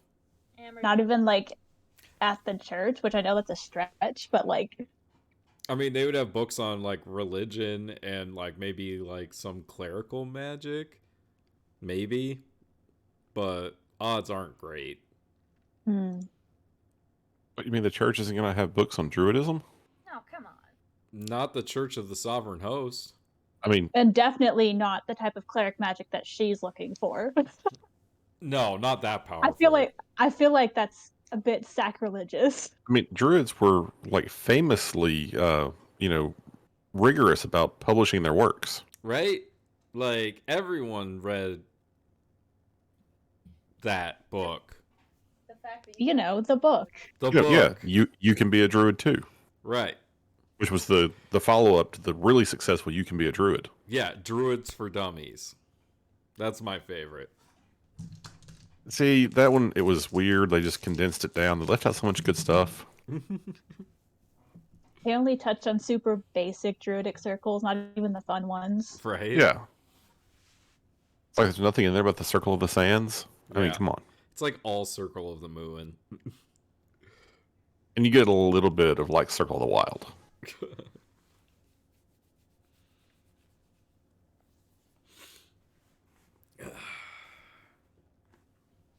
Well, no one died, everyone. Pat yourselves on the back. Next session, though. Ho ho. Bravo. Yeah, next session when you have your date, there could be death. We don't know. Yeah, it could be the death of Rebecca's social life and others. And her love life. Yeah, I'm getting those strong vibes, the way that how everything's been working, you know. It just seems like a really high point of this character, and, you know. Oh, and she's gay, too. She's You up do have to next. cook. I don't think... And does Rebecca know how to make food? I don't know. We'll find out. I like the Or is idea. Rebecca going to start her first date off with a lie and say she cooked something that someone else cooked for her? Mm-hmm. I mean, Hey, come man. on. If this were a romantic comedy, that's what you do. If this is a Disney movie, I'd be a fucking prince. I'd back myself a princess, and I'd have a genie. So, I mean, come on, lies start great relationships. That's what Aladdin told me. Also, straight rats. And Mulan. Yeah. Oh yes, and Mulan, yes. Well, lying. She saved China, though. She saved China. That's Yeah, not a we're just whole saying, lying mentality. it gets great results, according to Disney. Unless you're Blythe Langley, lying does not get good results. No. According to Disney, another great way to pick up women is go find someone who's sleepy and go kiss her. Yeah. Does a boring clerical job count? I don't know. I guess you could walk in there and kiss her and find out. All right.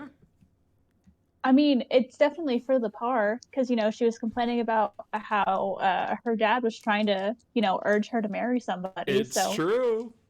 You're already on par for a Disney movie. There you go. I liked it how, like, the second I said that, Rachel's like, I'm in, let's do this. Yes. Ha!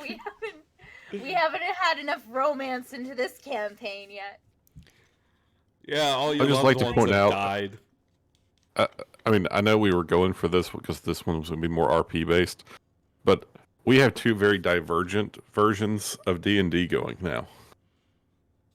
What do you mean? We- I mean, we have like we're constantly fighting the big, huge creatures and trying to save the world from our own demons. And then we're running elections in a small town.